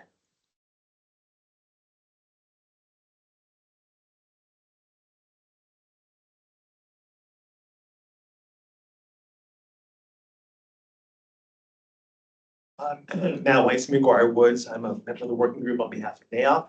Appreciate the conversation. I thought this was extremely helpful from a historical perspective. Just a question I had, and I think this goes back to the comment both Bob and Ron made about wedding cakes and priorities and all that.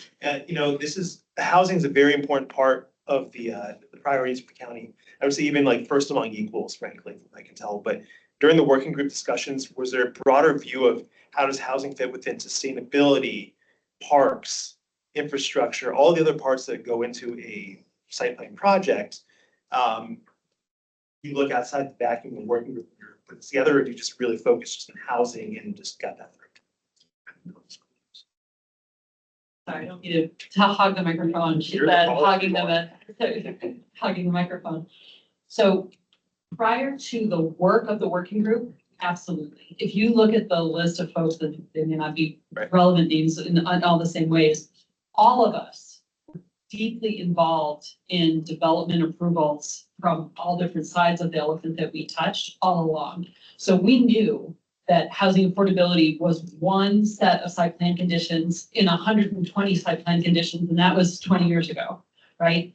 So as a community leader, we were negotiating everything. We were talking to Bob about transportation. We were talking to Bob about street trees. We were talking to him about, what resilience was going to be and what ADA accessibility conditions were going to be met, where the alleys were going to go, purpose, everything. So the people who were on the working group, although not all of them might have the exact same point of view, were all very experienced on seeing everything as part of the whole. But the brass tacks of what we were convened to do by necessity had to focus on housing because we had a limited amount of time. We had tremendous pressure.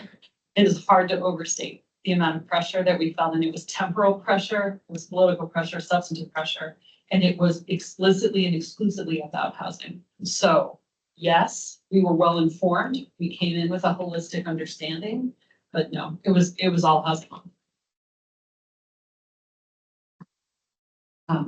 Just a quick question.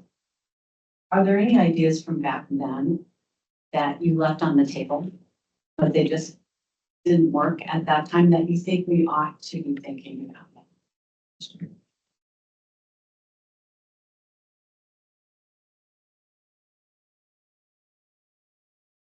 I don't know if this is a tool necessarily, but as I listen to the questions and some of the answers and this maybe is more for the housing commission than it is for the working group, is, have my AEC hat on or have whatever it may be, is educating the public about what affordable housing is. And it's not slums, it's not bad housing, it's good housing. And so many times that we try to get affordable projects approved, and maybe in Green Valley, you want more, people want it more down there, but there's other places that people want it less. And I think it's from a misperception that they wanted less. We have in our Quincy Plaza project back in 1996, when we noted we did take advantage of the bonus density ordinance. And we have 25 units in that building. And it's seamless. You wouldn't ever know. It works just fine. AHC, a number of years ago, was trying to take an older property that they had and build a couple hundred affordable units right in Roslyn, right by the metro, and it got no community support. So I don't know if that's part of the solution, but going back to educating our constituents that it is a good thing, not a bad thing in your neighborhood might be something to think about. So for me, we talked explicitly about the fact that the ordinance was not going to have any distinction for ownership versus rental. And yet ownership is much more expensive, right?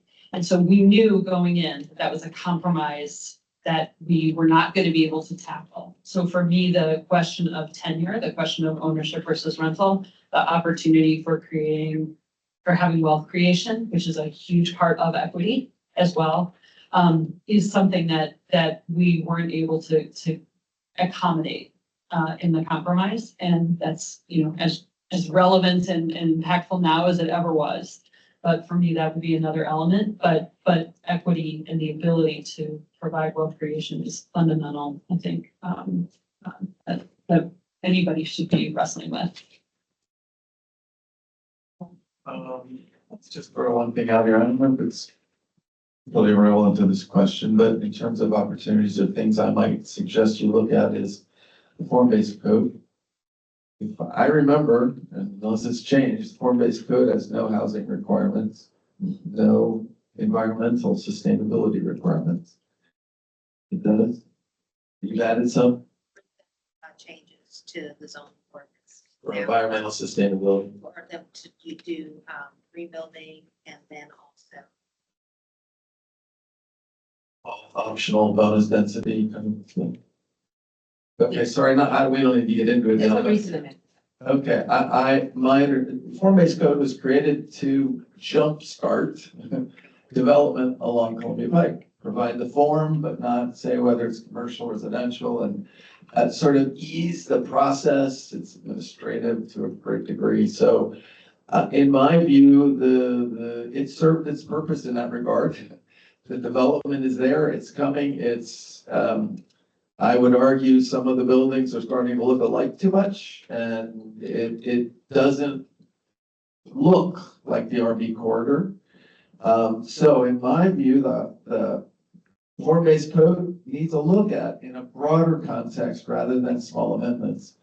And I would say there are opportunities there, both for, and I know housing is a question in certain parts along Columbia Pike, but honestly, we're at a place where environmental sustainability, those buildings should not be less environmentally sustainable, or environmental justice is an issue too. So for me, re-looking at that code to move toward greater equity in what we require and what we expect in terms of the building, its architecture, its design, its affordability, and its environmental sustainability might be something worth looking at this point, because the purpose of the form-based code was to get something started. We've done that, it's finished, it's started, and it's moving along quite rapidly.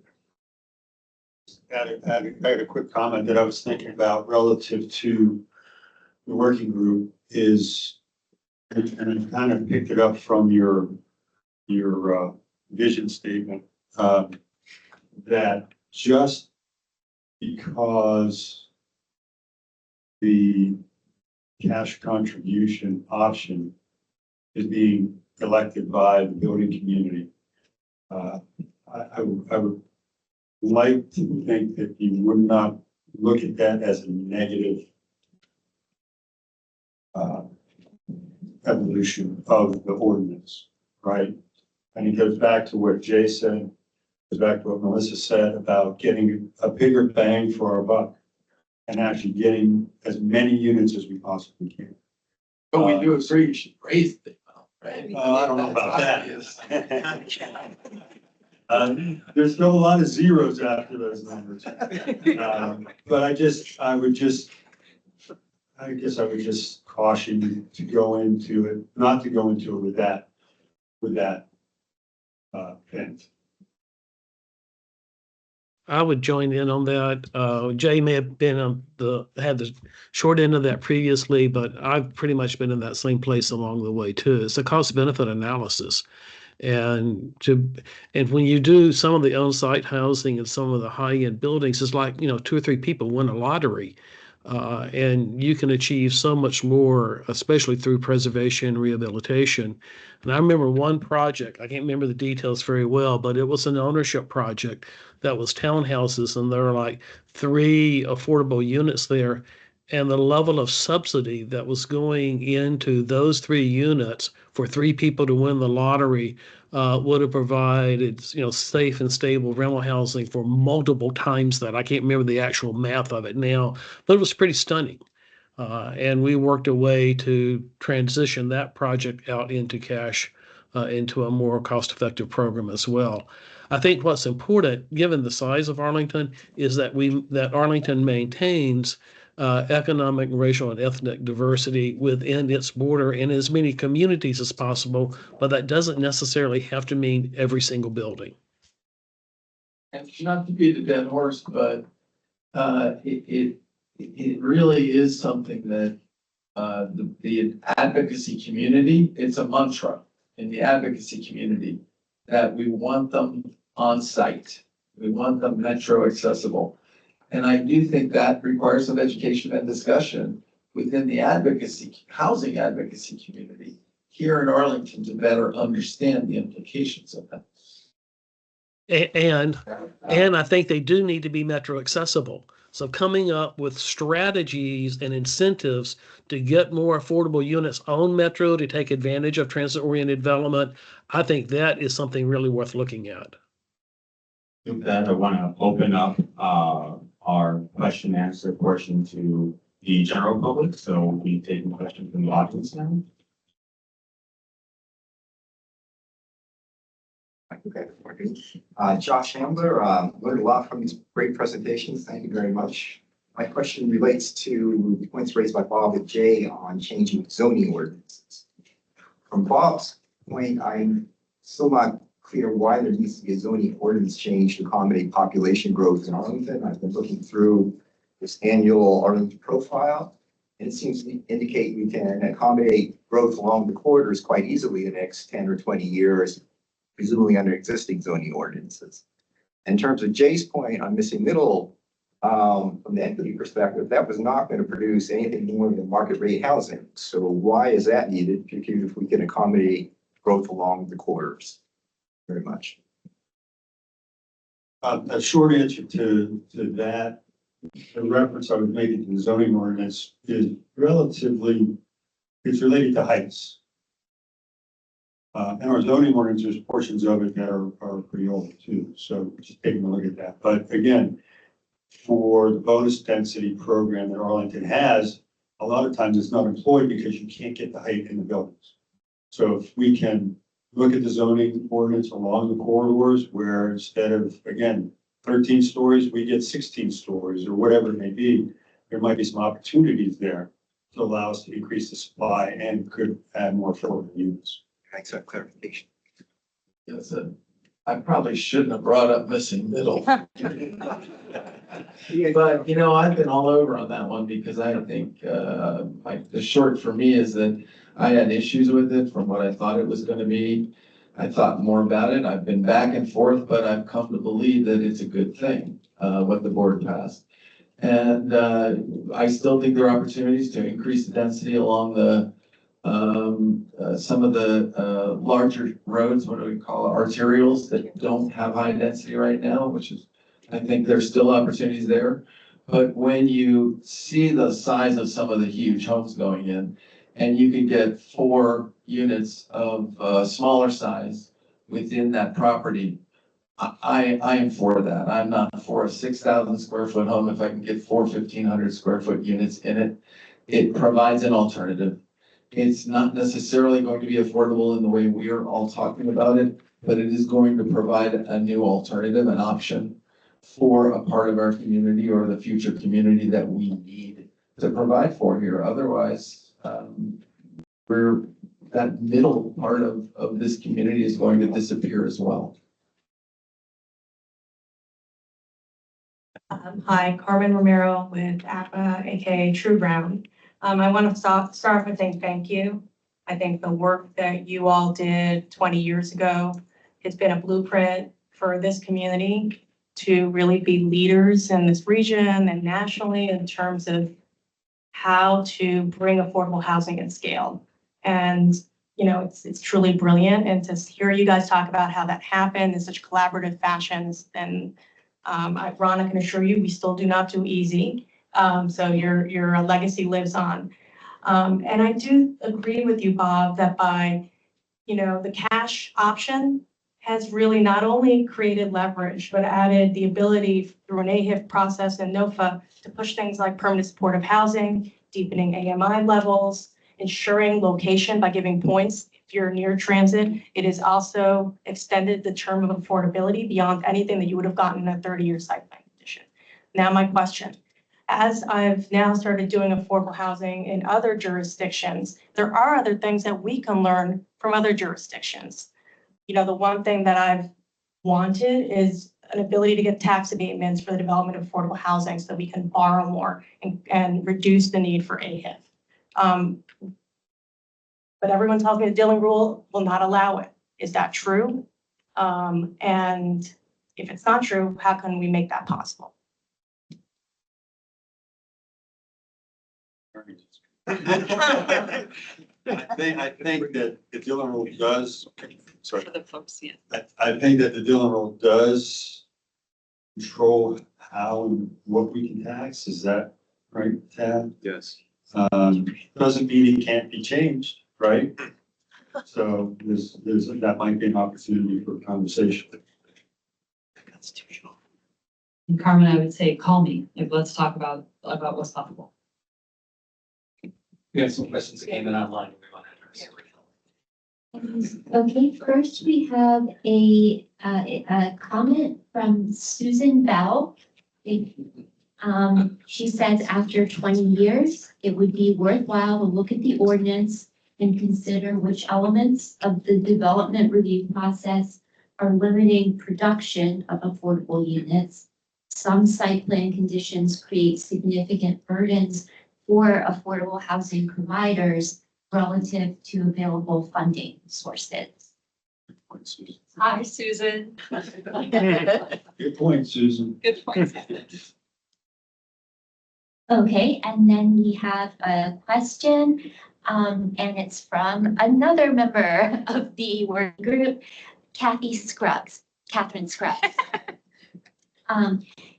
It appears Arlington has changed in ways that call for even more thoughtful, collaborative studies to fill the ongoing housing challenges. The fastest growing population cohort is that of older adults who need particular types of housing. There are also public employees that have housing needs that reflect the unpredicted increase in land and housing costs without comparable increases in wages. The value of our schools relies on great educators and support staff, but there is no Live Where You Work program funded by Arlington Public Schools. Equity and economic variability is critical. How can we address that? Bring it up if you want to read it. Hi, Catherine. So, I mean, that's the charge for the Housing Commission. That's the charge for the working group, right? Those same dynamics were true 20 years ago. And the good news, bad news, unfortunately, is that we haven't solved for them yet. It's hard to do that. But keeping in mind simultaneously some of those dynamics, I think, is critical. The point about having an aging population, what are the unique needs that you know, we should be thinking about for how we're building for the future is, I think, very important. But as a practical matter, some of those things are reflective of elements that are beyond our control, that at the local government level, we don't control. But to the extent that, that we're trying to think holistically about our housing policy, it should be within the context of the other elements I think that Catherine is speaking to. And I think that in my experience, anyway, as a commissioner, as somebody who worked on site plans and in long-range planning, as somebody who worked with county staff on a regular basis, I think that level of kind of holistic approach has always been in evidence. So I hope that will continue to be the case. And I'd love to see a library work program through Arlington schools. That would be amazing. They had it at one They point. They did. Must have stopped it. Yeah. They did. They had it. County didn't give them enough money. Chose not to spend the capital on that. That would be another way to look at it. Hi, my name is Colin McBeth. I'm the chair of the Housing Commission. And my question is around public engagement and how that may have changed or maybe not, going back 20 years to now. I think what we see, and I don't want to speak too generally, is within the public, there's not a lot of understanding of how the ordinance works. I think it is sort of this mystical process that, you know, the applicant works with staff and they come out with community benefits and people have no idea how that was arrived at, and they feel like they don't have a voice in changing that often. And I would say that's true for the Housing Commission as well. By the time projects get to us, we get a presentation, and the Hotel Pentagon is a good example. We had a list of recommendations that were immediately ignored, you know, by the county board and by the applicant because it's too far along in that process to make any changes. Which to me raises the question, why is it coming to us in the first place if we don't have the possibility to make any changes to the project? Within the SBRC process, you have some more opportunities to potentially influence things, but I would still say they're quite limited. And I think you have potentially a growing sense within the community that voices aren't being heard and that they don't have any real influence over what developers are doing in Arlington, whether that's accurate or just perception. You know, perception is kind of all that matters. So question for you all, you know, historically, have we always been in the same place and it just feels different because it's different people experiencing this, or have things shifted in Arlington over time? Thank you. Okay, I'll try that one. It's always been that way. Ever since I got on the board, people question the Arlington way. People question their ability to influence decisions. People feel frustrated, they don't get their way. They don't know where the pressure points are. You mentioned SPRC. If it works the same way as it did before, that is a very good place. And in fact, I've seen many things change rather substantially because of community input. Now, different boards empower citizens and commissions differently. I think it's fair to say that 15 years ago, there was a little more empowerment overall.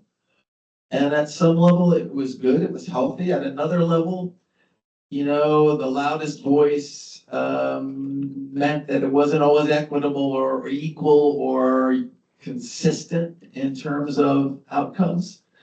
I saw that happen plenty of times. So there's a balance between the input and then being fair and predictable and actually fair within the community. So the loudest voice doesn't always distort things. But I think it's a fair question always. I would just say that the characterization of the Arlington way of working without having input is not new or unique. It's been there for a long time. But I would also say that everyone here has a far greater opportunity to influence a decision than most anywhere else I've ever seen.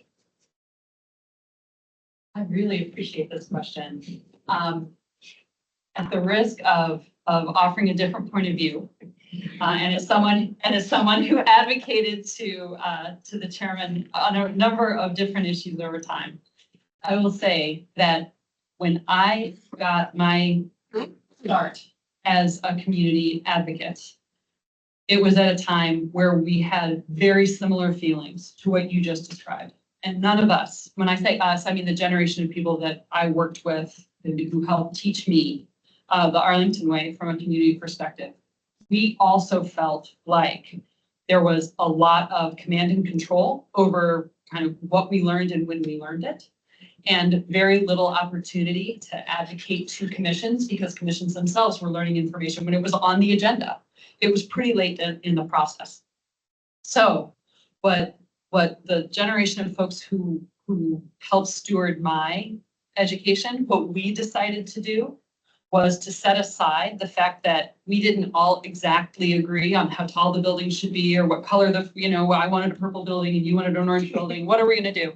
To put that aside and to work together collectively as a unit. And so I live in Clarendon and I have lived in Clarendon for a long time. And a lot of the buildings we said yes to in Clarendon, I was on the front lines of those with a ton of other people. But what we did was we went across 5 civic associations, including the civic associations that had not worked together traditionally. We covered a great amount of real estate together. And we said, we are going to operate as a unit and we are going to be heard. We are going to be willing to say yes to things. We're not NIMBYs, but we want to be part of this process earlier on. And we want to be empowered. And we are going to assert our political power and we are going to assert our ideas. We're not here to say no. We're here to say, please engage us, but we want to be heard. And we fought like hell. That is a true statement. And so what I would say is that the Arlington way, a lot of what Jay says I agree with, but there is something to say about being unified as a collective in saying it's not about what the outcome is or the decision, it's about when and how we are engaged in the process to get to yes. And the fact that we were willing to be constructive, the fact that we wanted to say yes to a Clarendon sector plan, the fact we wanted to say yes to more affordable housing, the fact that we really genuinely cared about environmental sustainability was certainly helpful rather than saying, well, we want to be heard and our answer is no. But we had to claim it. We had to take it. And we had to use political power in order to do that. And it wasn't that we picked certain candidates to run for, it wasn't about that. It was about really respecting the county board, really appreciating the work of staff and saying that we had a place to be too and not taking up for needs. Ron, do you have anything to say? Ron might have a lot to say about that. Yeah, I think there are two different types of engagement that have just been put on the table. One are the commissions and the other civic associations like Melissa was talking about. I think in development projects, there's greater potential in impacting the shape of the development at the civic association level because they get involved the furthest upstream. And that was part of the concern about the commission side. You're getting the project further downstream, and a lot of things have already been decided and already been negotiated. And so my memory is that to some extent, the commissions were a little bit more of check the box. And I don't mean that in a dismissive way, but did we miss anything? Does this comply with the policies? Is this consistent with the approaches? And from that standpoint, the commissions play a valuable role as a force multiplier to the county board of having the variety of eyes on it, not to reshape the project, but to affirm the project is consistent with policies and practices. Whereas the civic association, the people that are going to live with it, they get to sit with the developer early on and really talk about quality of life issues. And so being actively engaged at the civic association level, I think is one of the best places that people can have impact in Arlington. I would just add briefly to that a lot of our developments are patterned on the glove, patterned on the sector plans. And so if we come in with a prospective project and it's consistent from a staff perspective with the sector plan, with the glove, then again, it goes back to predictability of what we're going to get going forward, right? And so whether it's through the affordable housing ordinance, whether it's through the green building program, whether it's through the bonus density program. So we come in and say, okay, we're going to choose to do this for the affordable housing ordinance. We're gonna choose to do this for bonus. So then when it does get to you guys, you're saying, yeah, well, we really didn't have much say in that, but it's still within, it's consistent with the GLUP and with the second plan. So I don't know if that's helpful, but if you've ever sat through 4 or 5 SPRC meetings, citizens actually do get quite a bit of input. And both, I would say, both good and bad, right? Projects, there's a lot of things that people want that don't make sense, but then sometimes these projects do get better because of the process. Just to quickly throw in here at the end, I really like the way Ron distinguished civic associations from the commissions and the policy consistency. But, you know, things can be distorted too. If developers at points have started to go to the civic associations early. And then a civic association may not represent county policy the same way. So they want some special treatment or something different. And therefore, but the developer's going to get their buy-in, to get their support, to actually come to the staff and do something that may not be in the best interest of the county as a whole. So you just, there's balance, and there are all sorts of situations to be aware of, so everyone has a unique role. But I do believe that in the larger picture, everyone has, if they know where, has some opportunity to either shape the design or ensure the policy consistency. Running over time, so this will be the last question. Dave Leibson, I was on the Housing Commission back in that day. I guess my question goes back to land and a lot of references to the land use plan. I think I heard somewhere that there's also a working group starting to look at the land use plan. If not, I think there should be. It's about time. And my point would simply be that seems to me that we really need to be looking at this task force needs to be looking with the land planning, whoever's worrying about land planning, because to remind, I mean, this all started back with the really big decisions made about the metro and the effect of growth in the county. And so this is the chance also then to look at what is really the vision from where housing is and how it works with the rest of the community. So with regard, I think it's important to do work.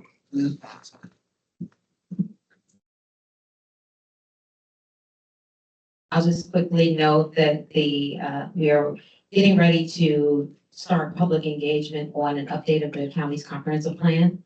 That initial update is going to focus on an introductory chapter that tries to weave together all of the different new or emerging priorities that have been that have come about over the last, since the comp plan was adopted. It's never been reviewed holistically. Phase 2 of that will look at the general land use plan that has not been scoped yet, but the first phase is the overview of the comprehensive plan itself and just an update there. Well, then maybe it's an opportunity for this group to put out ideas and thoughts that should go into that part when it comes.